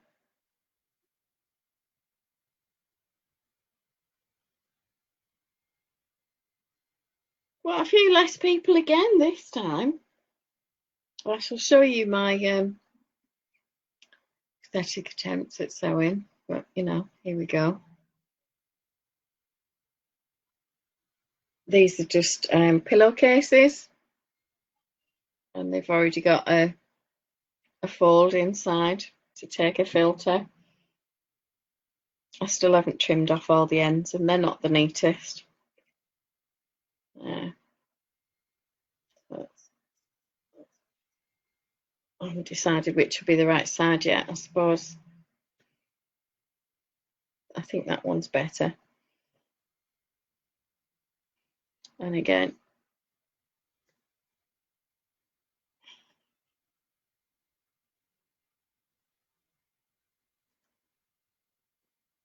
it's just some leftover pillowcases because I buy single duvet covers for the dog bedding. And obviously they'll come with a pillowcase that never gets used. So I had a stack of pillowcases. Some I donated to someone else who was making. And then I thought, well, I think I should just get on with it, shouldn't I? And do some. I don't know whether my clock's a bit slower than everybody else's. They all seem to have been out clapping for a little while before we turned up. Oh, who knows?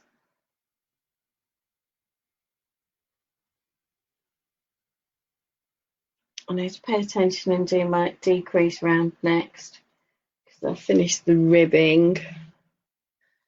You'll see that little tail there is where I, like a moron, managed to knit the tail so far across and then run out. So I just snipped my yarn at the other end and I will weave that in on the inside of the work, and nobody will be any of the wiser other than you and the million other viewers, obviously. But you're not going to tell anyone, are you? Because it's just our secret. It'll be fine. So I need to do some decreasing across this row. Probably get rid of about 30 stitches, which seems a lot, but it just means that the rib is nice and tight and has good stretch, and it shouldn't pull in at the bottom of the cardigan. Oh, my sign's all wonky. The clap's a bit sad, isn't it? So has anybody been working on some of the crafts? Is anybody else sewing at the moment? I know Christine and lots of other people here have been making a ton of masks for the hospital, for the breast cancer unit, for patients coming in, not for the medics themselves, but for the patients who are coming in for appointments and stuff. So that they've got a mask that they can take home and wash and obviously presumably bring with them for future appointments, and that will save some of the disposable PPE and give them some kind of protection without using up what the hospital obviously knows. So hey Sally, what have you got? Are you knitting at the moment or are you sewing? I saw you'd finished the cushions for the van. You've done the larger cushion. I absolutely love that fabric. What a beauty that is. It's just seriously pretty. They must be having a serious clap out there. They must be doing it properly. In our village, where it seems to have been a bit of a damp squib tonight, I don't know whether people were busy shopping or stuff. we're doing ours in the morning. I've got a click and collect for all the lacto-free stuff from Tesco's, and then I'm heading off to Aldi. I need dog food and mince and chicken fillets. What else have I got on the list? Probably got a list kicking about somewhere. I usually have a list. Always some stock pots. I always have stock cubes in the house because I make a lot of soup. But shoving one stock pot into a stir fry just adds an awful lot of flavour without having to crumble and hope it melts in or anything else. It's a little cheat. And a top cooking tip for you tonight is when you are using spray oil, make sure that the hole on the spray is pointing at the pan and not at you, your top and your glasses. Enough said. I might have had to change after that particular incident where it was greasy glasses all down my neck, all down my top. So I've had to get some stain removing stuff for my top because it just wouldn't wash out, unless anybody's got any particular tips for that. But I've got some greasy spots on my favourite t-shirt, which is a bit annoying, but hey, it was my own silly fault. So it's all good. I don't know, maybe I get some opinions on the baby collection that Emma and I are working on at the moment. I wanted to do at least 2 preemie sizes, and wherever possible do a third for the smallest preemie that's only got a 10-inch chest. But I think we should go up to around about 12 years with the baby patterns and not really worry about larger sizes because the proportions are so different. And I do want to make it, because it is difficult to get nice preemie patterns that are interesting for the knitters, because there are a lot of volunteer knitters who do these for the various premature units across the world, let's be honest. But you want something that's interesting to knit, as well as something that's quick to make, and hopefully has got a few seams as is absolutely possible. This one is sort of 3rd preemie size, newborn size, with a little wrap over, and I've still got a ton of ends to weave in, as you can see.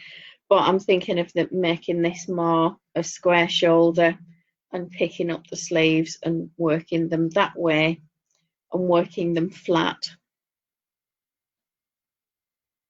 I suppose I could do them in the round, which is what I've done here, but it just makes it slightly awkward for the decreasing.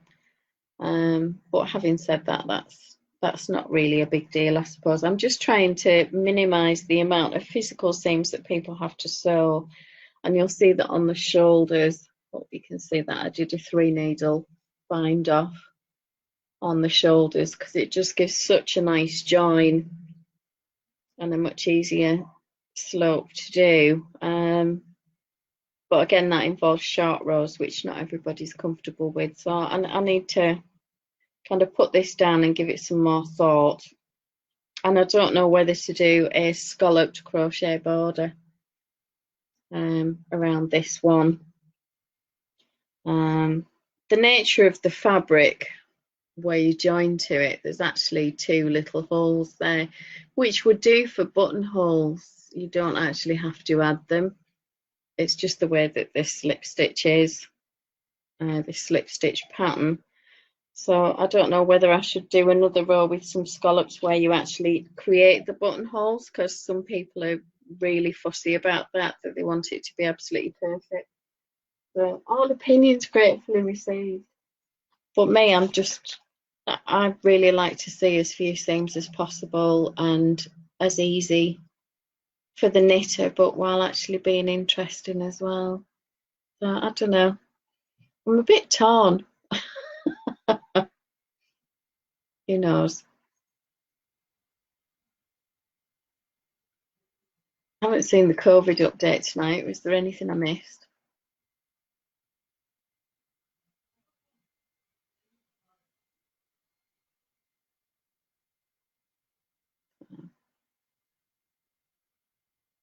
Still no sign of Emma. Well, I'll carry on waffling until she gets here. Sadly, I've finished my gin. But that's it. No more points. I've got to save that for my jelly and some lactose-free Greek yogurt. I can't believe what a treat it is to have even just a small amount of full-fat yogurt after years of fat-free yogurt. It's just so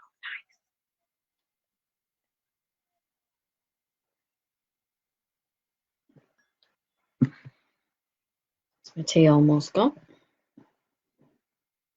I thought I dropped something there. It was the button on my cardigan I was feeling. Get a grip, woman. Oh,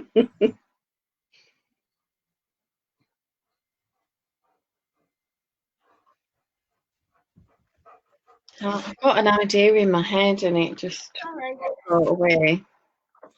What idea? It's for kind of a waistcoat. All right. And you knit it bottom up in one piece and then you separate the armholes. Right. And you carry on working the back up and then get to some shoulder shaping. And then the fronts are worked up with the same shoulder shaping and then across the back neck. It's a funny construction in that it doesn't go all the way up the back. It goes above the armholes a few inches, and then the fronts are wide enough that going up and over and across and joining in the centre back creates an armhole. Oh. And the front and the back neck and everything else in one. That is interesting. I played around with a little bit of fabric as to how that might work, and I think with the lacy fabric it might be quite interesting. But I don't know whether to just do it that you do the shaping and you get so far up that you've got your armholes and then join again to work in the round, because you could do the shoulder shaping for both. Yeah. I did it on a slightly steeper angle, which seems to be really popular at the moment. I've no idea why, but it is. Maybe it's done. I don't know. I don't know. It just seems to be a fashion at the moment. So yeah, I was thinking about a lace pattern, and I saw something that I liked and tried to chart it, and it was machine knit. And kind of the way that they knit it isn't symmetrical, which just drives me bananas that they can make it work. So I've been trying to chart it, and I spent about 2 hours on it the other day, and I've just put it to one side. So I'll maybe have another look at the. Yeah, and I do love it, and I think it will really work. But it's patterning on every row. So I don't know whether I need to simplify the motif and make it bigger. So that it's sort of... So you can put plain rows in between. Yeah, so that you've got resting rows between. I mean, there's infill on some of the geometric shapes where they've got ribbed infill or moss stitch infill. So you would still have to do that bit of patterning, but there wouldn't be any actual yarn overs, knit two togethers, SSKs or any lacy stuff on the resting rows. It's just working pattern, so to speak. Okay. Yeah. So it's kind of as resty as you can get. So I think I'm going to have to make quite a big motif and then think carefully about how I do that. What do I then do? Half either side for the back, or two full ones across, and then some filler motifs, and what filler motifs am I going to use for the different sizes. It might end up being quite chart heavy. Some people like that. Yes. Get the teen ogre. Thank you. What's he doing? There's dogs. Oh, it's a dog.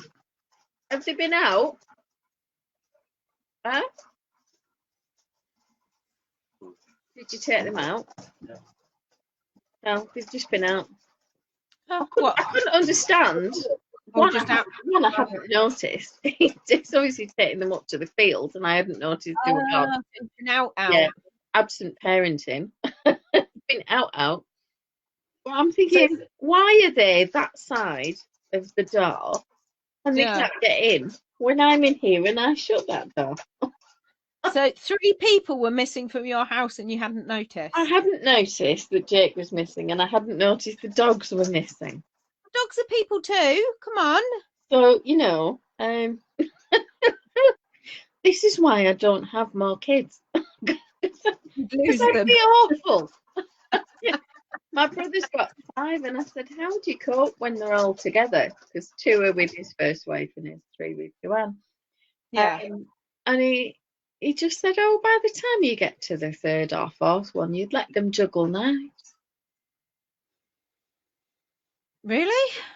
Yeah, I don't think I'd ever get to that stage, but I kind of get where he is, that you're a bit more relaxed and a bit less stressed. Oh yeah, because I was more relaxed with the second one than I was with the first. So I suppose if that pattern goes on, yeah, by the time you had sort of 7, you'd be dangling them out the window by the toenails. But it does depend on you as well, though, because I had a really good friend, Jackie, that, I mean, I haven't seen her for ages, but she's got 3 kids, and she used to come round and she'd be like, don't do that because, and she could see exactly what was going to happen, like an accident waiting to happen. And I'd be sitting there going, my God, I hadn't even thought of that. I'm just not one of these people that sees, I don't know, maybe some people are more health and safety kind of hyper alert. Yeah, like they got the eye for it, and I would just be like, oh yeah, you could climb the tree, it's fine. Oh, Yvonne's gone to bed, so she'll see you soon. I think Sally's. That's where I'll be going soon. And I've just been showing everybody my masks. Oh, let's have a look, because I haven't seen these. Where's your wonky stitching? And they're not ironed. So that's the right side, and that's the wrong side of the pillowcases. Yeah, that's brilliant. What's wrong with those?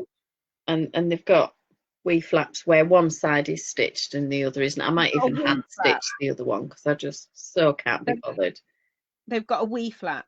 Is it a lady's bits? It's a wee flap to put your filter into your mask. Oh, all right. Wee flap. I thought you were talking about a different. Well, that's a slightly bigger one for my dad's fat face. And they need ironing and all of that stuff. But yeah, you're not going to go with the fancy material so that when you pull it out like that lady was wearing. Yeah, and that line of stitching there, that was already on the pillowcase. It's the only straight line on it, and I didn't do it. Okay. That one again. A little wee flap at the top. Wee flap. Yeah, and the wonkiest pleats just known to man on these. That's the wrong side, and the one's lower than the other on the back, but it matches on the front. That's all that matters. No one's going to see the back. And that's my hand-stitched one. Can you see my hand stitching? Oh, it's gorgeous. Just all over the place. Do you prefer to hand stitch? I've always hand sewn. I would make clothing and hand stitch. Never occurred to me to use a machine because I hate the machine. I don't like machine. Now this one is a cheat. It doesn't have a wee flap. It's got a big flap. Oh, it's got the internal flap from the housewife pillowcase. I just folded it inside and thought, yeah. Not only has it got a big flap, it's got an internal flap too. Got an internal big flap, so you could put a big filter into that one. So that gives that one 3 layers as opposed to the 2 layers of the other ones. So yeah. Too many flaps. So that's dangerous. 4 exciting masks. You just need some elastic now. I do just need some elastic. I may have a route and see whether I've got some, because I've got all sorts of little sewing, these little plastic tubs with the lid that you get people send you, and it's got dividers and it has like a thimble and little needles and bits of cotton and emergency sewing kit type things. And they usually have a little bit of elastic in for like, I Oh, don't know, I don't know, does anybody repair knickers and things like that? well, I was just about to say, I think knickers are constructed differently to what they were when we were younger. Because if you think about it, I remember my mum used to get knicker elastic and just used to put a new bit of elastic around the waist, and it would be kind of in a like Now a the sling, elastic is still wouldn't it? on, and when the elastic goes, your knickers are gone. Yeah, you just have to throw them, don't you? I mean, I've got a pair that are going at the minute actually, and I'm thinking I hope that there's places that sell clothes that are going to be open soon because I'm desperate for bras, knickers, and slippers. Asda's. Yeah, I got some bras in Asda's the so other week. actually. Wasn't allowed to try them on. I do like my Marks and Spencer's underwear, I'm afraid. See, I couldn't be bothered driving into town, parking up, and wandering to Marks and Spencer's. No, I like the one over at the retail park up the road. It's a good Yeah, one. we've only got one in town. And Oh no, I won't go in town. I don't like town. last time I I took my mum there, she wanted some shirts for my dad, and she said, "Oh, have you got these in an 18.5 collar?" And if they're not on the thing, we haven't got them. So we went to Debenhams, and I asked the guy, and he went, "I'll go and have a look for you." And he came back with several in dad's size, different styles.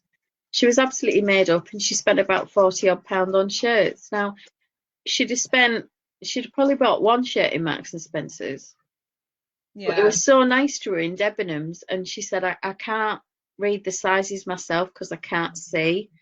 Can somebody help me choose the sizes? Can somebody do this for me? Honestly, the young lad could not do enough for her. But Max M&S, they just couldn't be asked. I know. I know. And it's not like the stuff's cheap either. And it's not the I think not quality it used to be. No, I think it's hit and miss with the staff in M&S. Oh, hey, Rita's here. Hi, Rita. I just said that 5 minutes ago. I said Rita's here. Oh, sorry. I thought I was.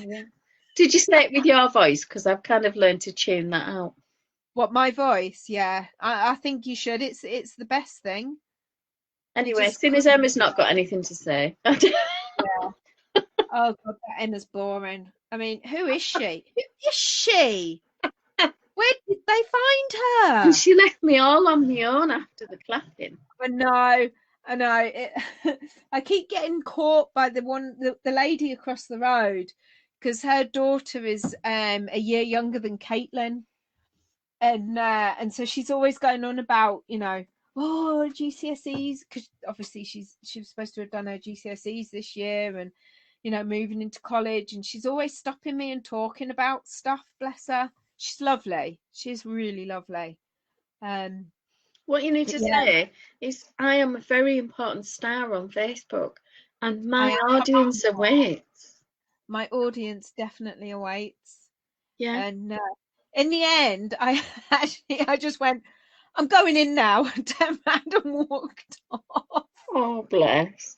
Yeah, Coco's panting like I don't know what. I don't know if you can hear this, but it's ridiculous. We've got a guy around the corner who started playing his drums the past 2 weeks. Oh, okay. Which is quite nice. Yeah, nobody came out for the flipping Jubilee thing though. Not Jubilee. What was it? What did we have? VE Day. What's wrong with your dogs? They're excited because they've been out, and obviously they haven't been out for years. You haven't got food. Oh my God, you are so neglectful. They've got food on the floor. How ridiculous is this that they won't eat it if it's in their dish? But if I throw it on the floor, they'll spend all afternoon chasing it round. Well, yeah, come on. Yeah, I'm clearly losing the plot here because I'm failing to see why. Yeah. I mean, you are so unreasonable. Yeah, I obviously am. Because, they're like this cute. Oh, well, yeah, that's cute. Oh, Look, it has a habit of putting her head onto the mouse.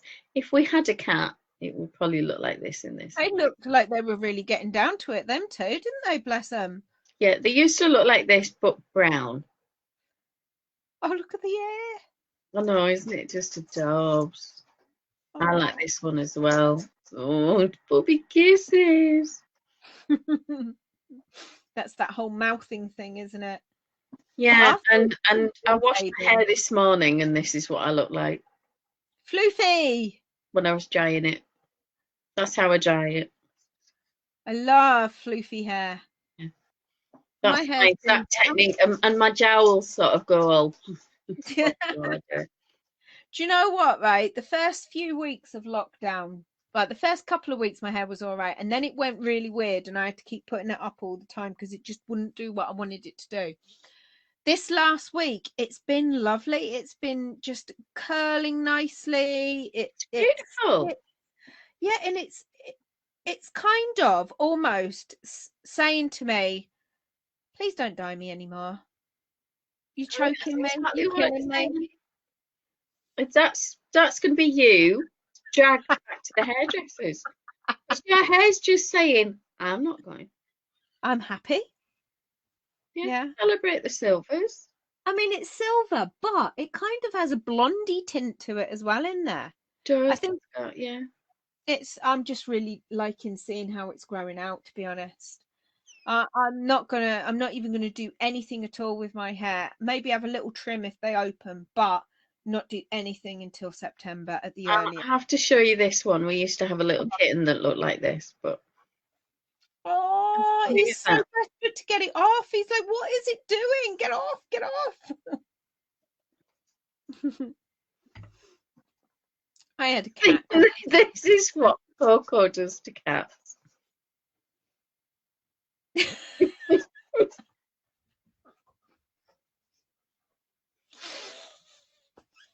And when Jake was a baby, the cats used to do this. Oh, but look at his face. He was so happy. He absolutely adored the cats. Oh, Harry Kitten was his favourite, though, has to be said. Oh, bless. My doggy was cute when he was a baby. Well, they're all adorable when they're ickle. It's when they grow up. Well, let me see if I can find a photo of Arthur when he was ickle, ickle, ickle. Oh. Do you want to see the YouTube video of the puppies? Have I shown you the tug of paw? The tug of paw? Have you not seen the world famous tug of paw? My videos. Tug of paw. Yeah. Okay, I'll pause it while it loads. Let's see if I can share screen. Chrome tab. Puppy tug of paw. Okay, are you ready? Yeah, I'm ready. I'm watching. Oh, what are they tugging of pawing?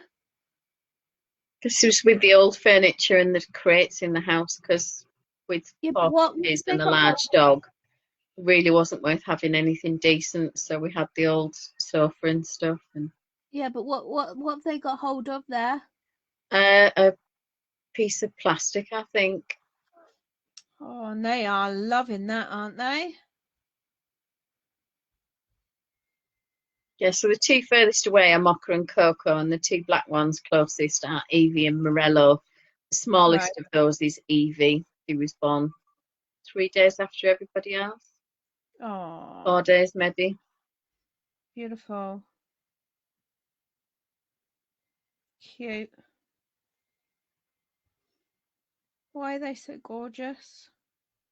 Yeah, adorable.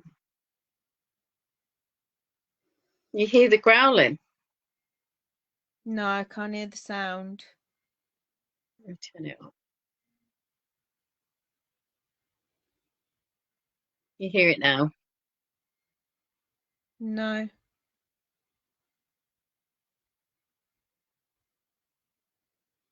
I don't think it lets me hear the sound, does it? Well, that's a bit weird. Oh, well, if anybody wants the link, I'll send it to them. But they are cuties. They were adorable. Gorgeous. They're gorgeous, aren't they? They were very sweet. Just looking on my Instagram here, actually. It's surprising how few pictures I've got of Arthur as a puppy. It goes really quick.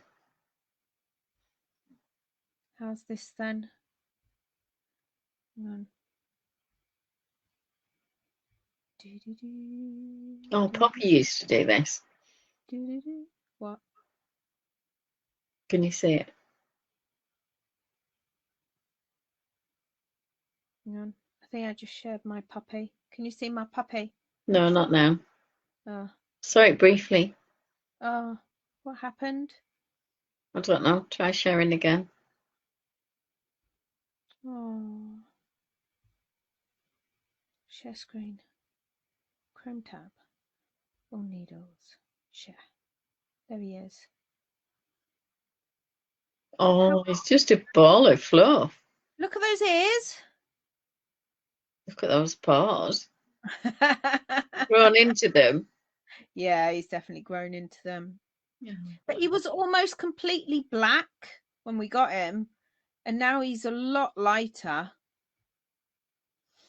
Much, much lighter. He's lovely. He's gorgeous. Do love my boy. I just took a that. photo of him this week. It's gorgeous. Oh, look at that nose. It's a big nose, isn't it? I love dog noses. Labradors are just delicious though, aren't they? Oh, look at that.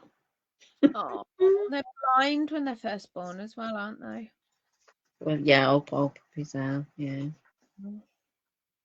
They were absolutely adorable. I've got photographs of them first when they were bottle feeding and stuff like that. It was just way cute.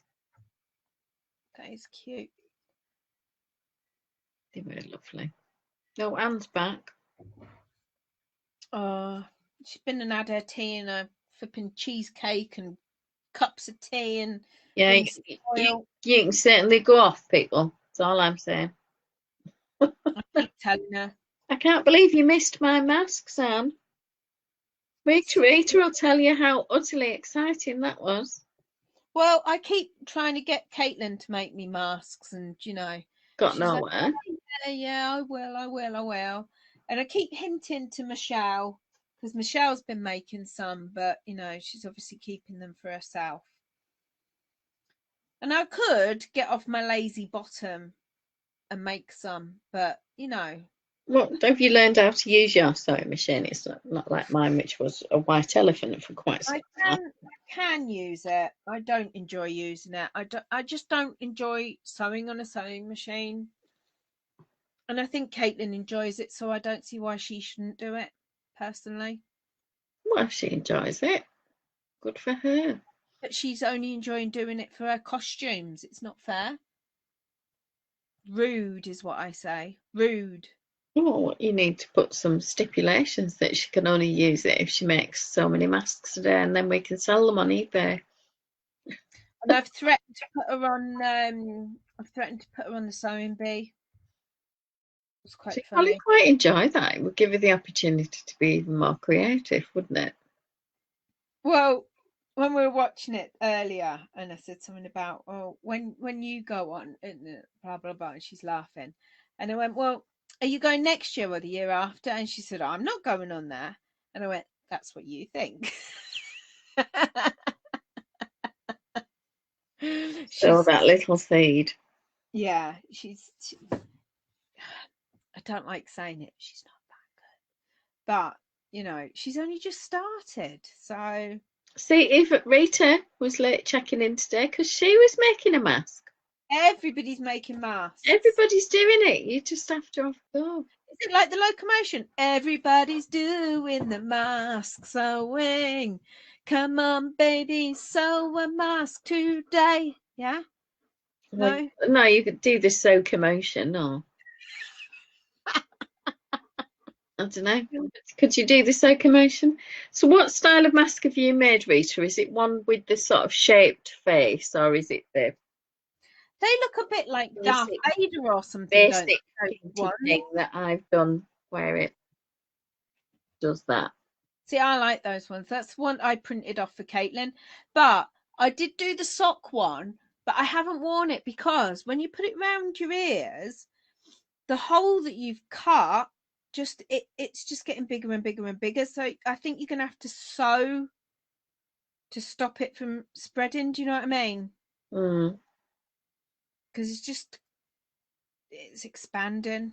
So before too long, the hole's just going to be through the whole thing, isn't it? My mum's is a smaller version of this. It's more like that one. Yeah, I think I'd need a little. And she uses one of the mask mates that I gave her, because otherwise with the elastic, because like me, she's got a small head comparative to everything else. I've only got a small. It would fall off her ears. Only need a little titchy tiny one. Yeah. Tiny.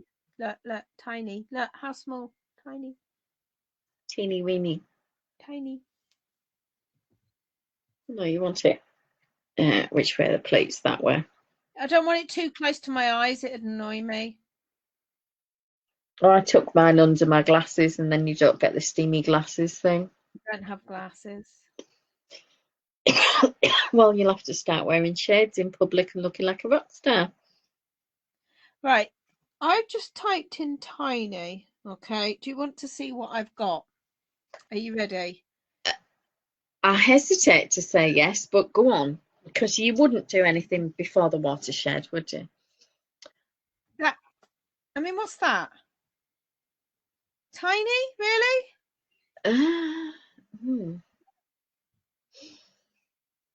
Yeah. I like that one.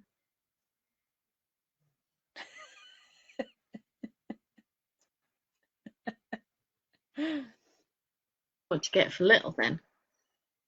I don't know. I mean, what's that? Tiny. You get a bullet. I don't understand. No, I'm not getting the reference there. Yeah, I'm definitely not getting that reference. And it goes on forever. No, baby, no. SM all. Who says that? SM all. I don't know. But I can't resist this one. Biggie. Biggie. They're so cute. Look at him. He's smiling. He's so happy. This one is completely freaking me out, and it comes with a public health warning. Okay. Oh, that is small. But she's petting it. Look at those eyes. Well, it's quite enjoying being petted. Yeah. Just as much as the pig was. So, you know. Yeah. What's that all about? Don't know whether to put this one out or not. Go on, go for it. I love Judge Judy. What's she say? Either you're playing dumb or this isn't an act. About that.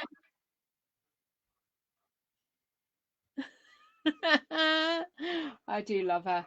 The original. I like Judge Rinder. What was I watching? Oh, I've never watched that in my life, I have to say. Honestly, right. Judge Rinder as in the program itself. No. But actual Judge Rinder as a person. Yeah, he's funny. He was on this morning the other day. I was putting some washing out, and so the TV it come this morning, come on. And he's on there with Janet Street Porter. Oh my goodness. Right. So they were asking them what they think about different things, right? And anyway, they're going on about the football restarting. And in Seoul, they've started the football in empty stadiums, but to try and create a little bit of an atmosphere, they filled it with inflatable dolls. Yeah, these are the sex dolls, aren't they? Yeah. Sex dolls, yeah. And so they were asking him, and they were dressed. It should be fair, they were dressed. They were dressed. But Judge Rinder, he is so funny. He was going, well, it's, highly problematic, not least because of the sex, like as in they are the wrong gender. He just cracks me up. He's really funny. Do you ever watch Michael McIntyre? Yeah. Did you ever see the one where Michael McIntyre goes into Judge Rinder's room in the middle of the night and makes him answer quiz questions? No. You've got to look it up. It was the funniest thing. Callum and I were just absolutely creased up. So the poor guy is in bed, fast asleep, middle of the night. Somebody's given Michael McIntyre a key to get in, and he creeps in, right? Goes in the bedroom, whacks all the lights on, and he's like, "It's the quiz!" Like, and starts doing a game show in the middle of the room. And the man, he's just like, "Oh my God, what's going on?" And starts asking him all these random questions. Can I be the voice of reason here and ask the question everybody's thinking but nobody wants to ask? Go on. Well, what if he's in the middle of a bit of self-service or something? When everybody wanders in. It's a really gross invasion of privacy. Well, yeah, I know, but or he could be snoring like a warthog, or farting. sleep butt naked. Do you know? Yeah, could have been, but he wasn't. I think it's a bit mean. Rita says she's made a pleated mask for her husband, but she has made some shaped ones as well. Do you have a preference, Rita? Which one do you think fits better? I think personally that those shaped ones just look a bit Darth Vader-ish to me. Well, do you not feel that you would wander around the supermarket sort of going...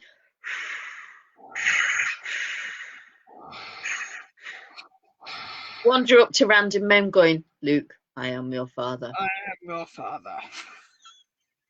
Oh, no, because... No, I don't know. I don't think anyone should be going up to anyone at the moment. No, that's true. But, you know, come to the dark side because they have got really good masks. Well, yeah. Oh, look at them. Oh, I like that one. That's the kind of Darth Vader I'd like. Well, you know, busting a few moves. Yeah, too right. I'm kind of worried that now that Mike's a bit bored that this is what he's going to look like after lockdown. Has he been doing a bit of self-care, bless him? Has he been trimming his hair and his beard and stuff, or? No. He will have really massive curly hair verging on an afro now. I like it. I want to see it. I was just looking at that one. Oh my God. I want this for my garden. Do you think Anne's husband could make this? That would be really cool, wouldn't it? I'm really loving that. So I don't know. I'm tempted to try the Olsen style mask that the hospital asking for. It's a shaped one and has a pocket on the inside to put the filter. Well, it looked to be quite good. Oh, Rita doesn't have a preference. I suppose it depends as well what fabric you've got.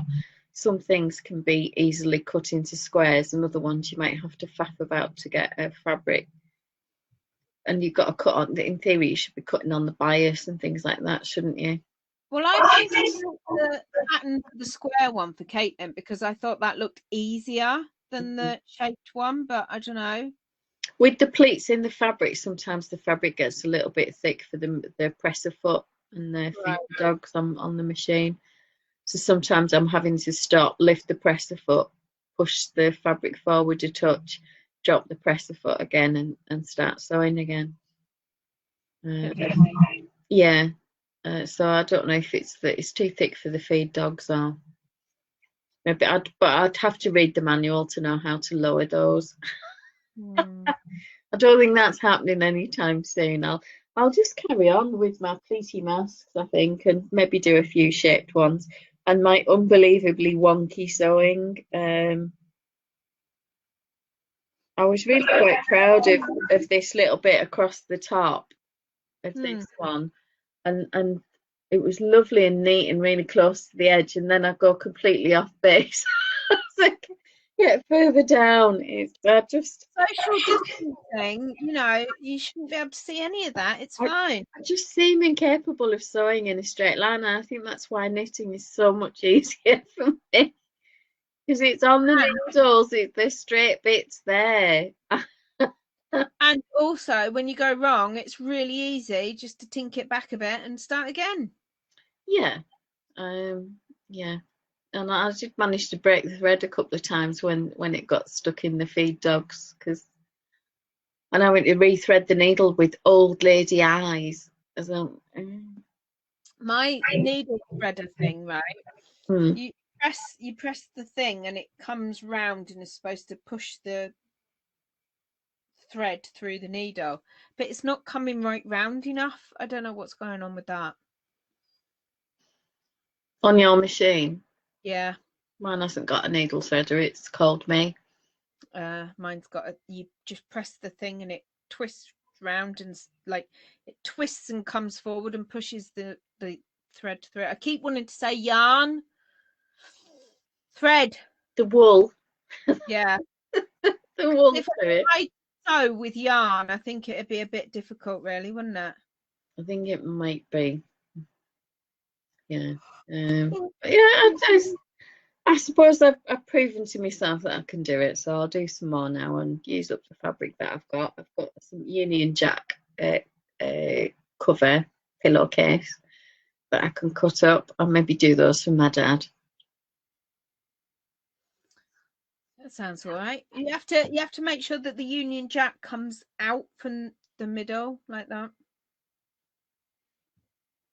Well, I did debate about getting some of those pig snout fabrics that Helen was talking Fab. about in the after party the other day.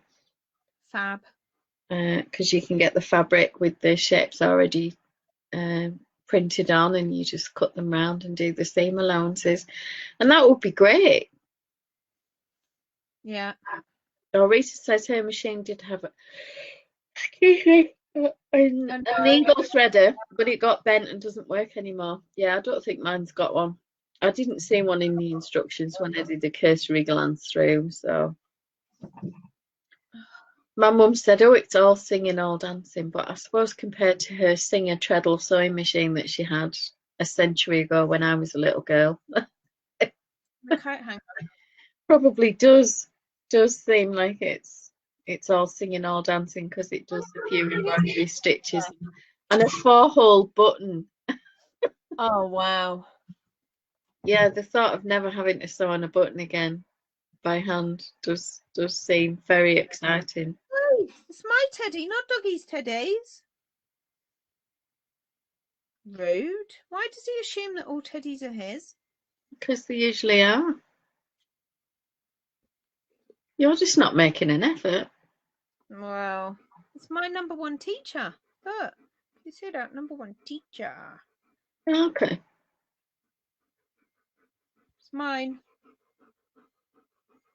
Horrible dog. Ah. Oh, does he like the cuddles? Oh dear. Let me keep keeping you awake there. I think you are. I mean, come on. How unreasonable. It's middle of the night, isn't it? Well, I know. Tis knocking on. We're nearly at 9 o'clock. Knocking on, not knocking off. Well, as long as you're not knocked up, it's all fine, isn't it? Not that. If I was, I think my husband would be divorcing me, to be honest. I'm so soft, I've given him that teddy. Well, he likes it more than me. Oi, don't you kill it. He's gonna kill the teddy. So yeah, I don't think I'm having any more wine now. I think I'm at my limit.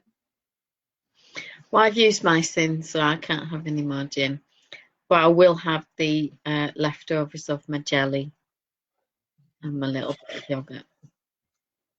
I do love jelly. I made bits of peach in some orange jelly the other day. Oh, I've got I've ordered orange, a double pack of orange, 2 double packs of blackcurrant, 3 of strawberry and 2 of raspberry. Nice. So I'll use one of the individual packs a day, I suppose. Pint of jelly a day. That's probably what I'll look like. That's why we don't do full-length mirrors in any places where you could. Well, I lie. There is one on the wall on the landing above the radiator, and I come out of my bedroom and just don't look at it when I walk past. We've got one in the house, and it's in my wardrobe, so the door's shut on it at all times. And there are times where I come out of the bedroom and I think, yeah, I'm not going out dressed like that. That's not happening. So that's you know. It's okay, you kind of look funny. You think, oh, them colours are really good together. That looks really nice. And then there's just this like ginormous belly or something in the way. The other thing is, I like where my mirror is because it's like across from the bed, so you can look at yourself in it like stood up and everything. But you could go sit on the bed and see how much of a belly you've got when you sit down. Yeah, a lot is the answer. Well, it's 2 layers. It looks like I've got small boobs, medium boobs, big boobs, all stacked. Yeah. My stepdaughter, her husband calls her Carol Seven Bellies. Oh. Yeah, he might be one of those unexplained COVID deaths. He might be, yeah. Just dies in the community. Well, yeah. Yeah, it's funny. Oh, look, that's me. I don't know, it's not showing me the GIF. Can you see it? Can you see that? It's just quick. Yeah. Yeah, I don't know if it's showing me the one that I've just done, but never mind. Your one, no. It's doing that thing again where it doesn't show me on here, but I can see it on there. So I can see the man's doing that, and I can see it on my phone when I'm looking at Facebook, but I can't see it on our actual eyes on thing. Right. Yeah, it did that with me the other day. The other day, didn't it? Yeah, I'm a bit baffled with that. Never mind. It's funny, isn't it? Because it was showing them earlier. Yeah, but I don't know why it's not now. What is that about? But never mind. I've got my teddy back. Stinks of dog now. Oh, bless. He's been loving all the attention that he's been getting off Caitlin today. Oh. Yeah. We went for a nice long walk this morning, 5:30, went out. Well, it's probably about 5:20. I woke up at 4:30 and I couldn't get back to sleep. But I'm lying there thinking it's too early to go out. It's a bit ridiculous, really, isn't it, to get up and go out at 4:30? So I was kind of, well, what do I do? Because I'm just lying here and it's a bit of a waste of time. I can't get back to sleep. I can't get up and do any housework because it's too early. Nobody does housework at 4:30 in the morning. Well, maybe Caitlin. Yeah. Well, yeah, Caitlin probably hadn't been to bed at that point. My two are a nightmare. They never go to bed. She said Caitlin, not Coco. I said Caitlin, yeah. Yeah, definitely Caitlin. Kate. I don't know. I woke up at 5, absolutely bursting for a big wee. Disappeared off to have a wee, and then went back to bed and looked at the time and thought, go back to sleep. And I woke up at, guess what time? 7:42. Exactly. How did I guess that? Don't know. But that's when I woke up. Because I'm like, my God, I need to be up. I need to get the dogs breakfast. And you feel like half the day's gone, don't you, at that point? Well, yeah, but my Fitbit thing on my phone is going like, oh, almost 9 hours sleep. Like, oh, really well done. So has your Fitbit been praising you, going, oh, you're such a good girl. Look at all that sleep you got. Dear Lorraine, cervical screening scam alert. If you've received a text message from the call and recall service, do not call the mobile number. It is a scam. Interesting. And that's from my GP. It's a bit weird, isn't it? Now let's have a look at what Fitbit had to say about my sleep last night.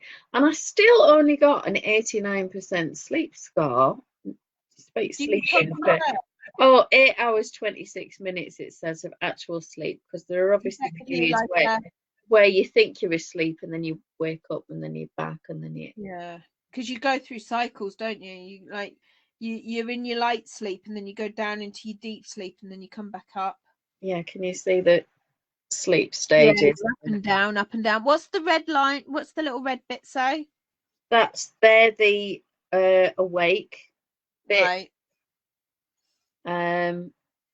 So I spent most time in REM sleep, did I? Oh no, light sleep 5 hours 1 minute, REM 1:31, awake 1:13, and deep sleep an hour 54. Sleeping heart rate, it no longer tells me because you have to pay for premium to get that, which annoys me intensely because it's got the bloody data and it's my heart. And also, for your Fitbit, it's not as if your Fitbit was free, was it? Actually, it was. Yeah, but it shouldn't have been really, should it? We did, the government did this activity at work thing last year or the year before, maybe the year before. And all workplaces, you could sign up as a workplace and compete with other places for activity levels and stuff. So when they were getting who could get the most steps and stuff. Yeah, and the number of activity minutes, whether that was running, walking, or whatever. And you could join challenges across your region or nationally. And I did get 3rd or 4th place for walking minutes in South Lakes housing. There are a lot of people who run and went further than I did, but in terms of time walking, I got 3rd. And every week there was a random prize. And on the first week, I won a Fitbit. Couldn't believe it. It's a good prize. Yeah, I was super chuffed. And Mike and Jake kept saying, well, you're going to sell it, get it on eBay because you've got 2 straps. They're like £30 a piece. Get it on eBay. And I'm thinking, well, no, I actually won it and I want the heart rate data. so quite like, well, what about your Garmin? Are you selling your Garmin? Are you going to get rid of that? And, no, because I wear the Garmin if I haven't been for yonks and I can't go at the moment, can I? But if I swim, I don't have to take that off and I can wear this in the shower and it's waterproof. And the battery lasts a year. You never have to charge it. Brilliant. You take the battery out. I think the battery lasted 15 months actually last time, and it won't need doing again till probably February or March next year. So the battery life on it's great, but this thing has to be charged every couple of days. I mean, it's not big deal. I've had a Fitbit and I've had a Garmin, and then I've now got the Apple Watch, but I liked my Garmin because when I was running, I found it was really accurate. It was the best one for running. Interesting. And then Phil bought me this, not Christmas, but the Christmas before. And I found it really, I mean, like, I love it for your normal everyday stuff, but for actual running itself, it's not as accurate. It's not as good. I've got the Strava thing on it, but it's just not quite so good. Took me a long time to get used to it, but even now I'll run with Anne and she'll get to 5k and I'll still have to keep running up and down for a couple of minutes to get to 5k as well. That's funny, isn't it? I get different step counts on these. Right, that's funny as well, considering but I'm more likely to carry something in my left hand. Yeah, so I'll wander upstairs with something and then move the other arm. Yeah. So I've started swapping them when I work out, or when I've been doing the power walk workouts. If I don't run it, because sometimes I just run it while she works out on screen, and just because she's waffling for 32 minutes, I know how long I'm running for. Yeah. It's not really for the workout. Sometimes I just do the workout and run in between the exercises. but I might swap which hand they're on for that. Yeah. Or where she's got you, where you're kind of doing movements, but then you're doing this to up the intensity, or say, look at those muscular arms. But what I'll probably do is either go up or forward with both arms. Right. It seems to get an even step count at the end of it. It's funny, isn't it? But it is funny how they do different. And the Garmin, I always feel like it shortchanges me a little bit compared to the Fitbit. But then I look at the Garmin at the end of the day and I feel like that's the more accurate of the two. I think the Garmin, out of all the ones that I've had, I would say the Garmin. The Garmin was so funny because it shouts at you, doesn't it? It goes, move! This one doesn't. It's a fairly basic one. It's my one did. Every hour. If you hadn't moved in that hour, it would shout at you. This does. This vibrates. Yeah. This one tells me, like, if it gets to 10:02 and I haven't moved in the hour. But Want to take a stroll, it says. Want to take a stroll. I've got all my 200 something steps in X minutes. It says. says. You can see that, can you? No.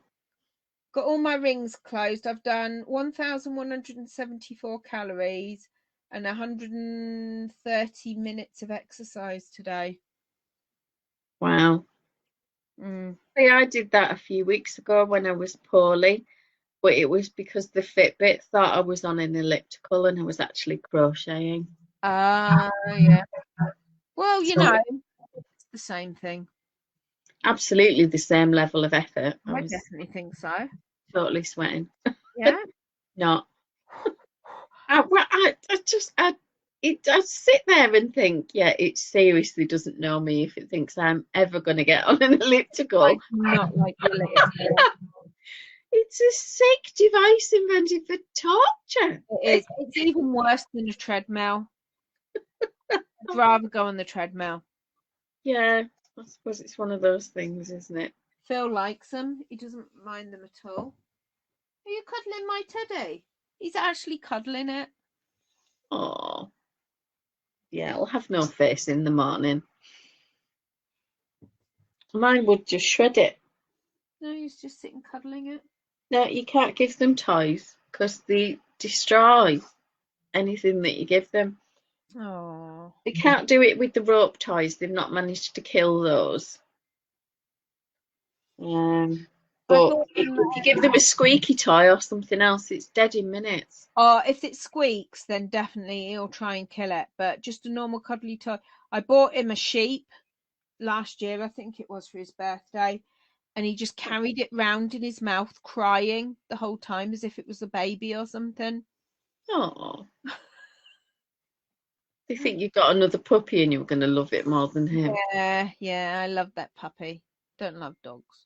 I remember when we had Marvin and Harry and Bertie, our cats, and Poppy tolerated them. She wasn't really keen, and Marvin was sat on my lap and she came forward and she snuggled up to Marvin and she licked his face and he purred and rubbed all over her face. And then she snugged up to him and I thought, oh, maybe she's actually accepting him. And then she tucked her nose under his stomach, flung her head back, and the cat went meow across the room like a missile. She'd just thrown him across the living room with her head. It was me thinking we're actually making progress. They're going, oh, how cute. Absolutely adorbs and Mab's purring away and then meow.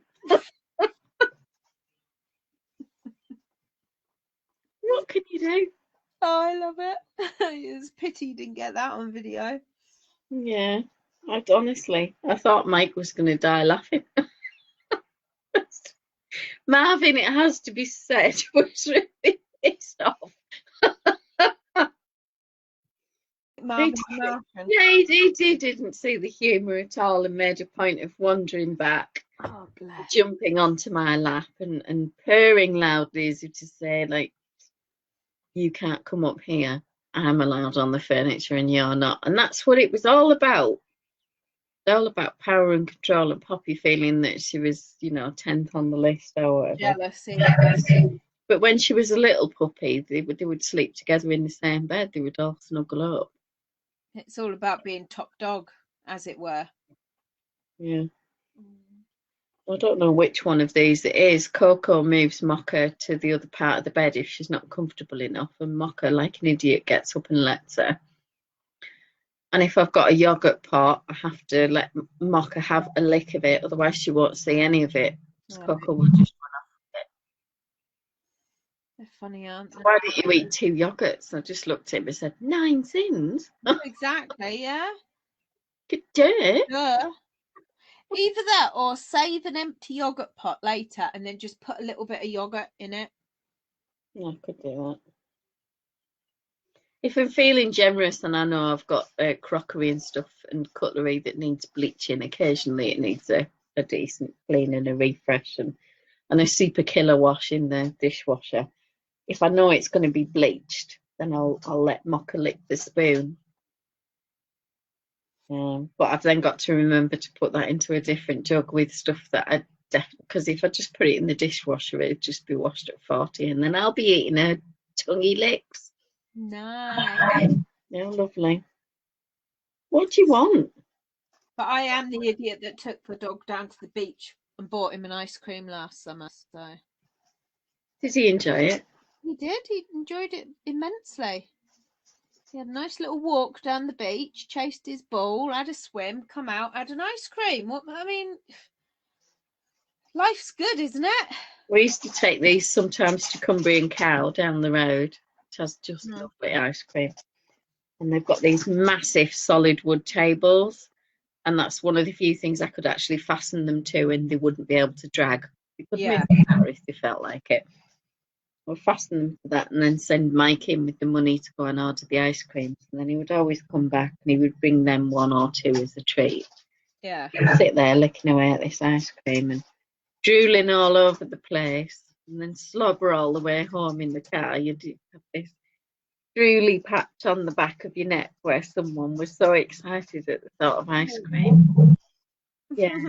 Yeah. And he'll message me and go, oh, wasn't it lovely when we used to be able to take the girls down to Cumbria and Cow? And I think, yeah, it was lovely. Oh, it was nice to have the fresh air and it was lovely to go, but I wouldn't even like to think what the sins are on a gob of ice cream like that. And then a triple one that's like piled up like the Eiffel Tower. You'd have to save your sins up for a month, wouldn't you? Probably at least a week. A week's worth, maybe. I don't know. I'm a scabies. Is it really? It's not, and it isn't just that. It's we'd have a cup of tea, and then we'd have ice cream, and then he'd be going, "Oh, do you want to have some lunch?" And then you're back, and oh well, so we have pizza for tea.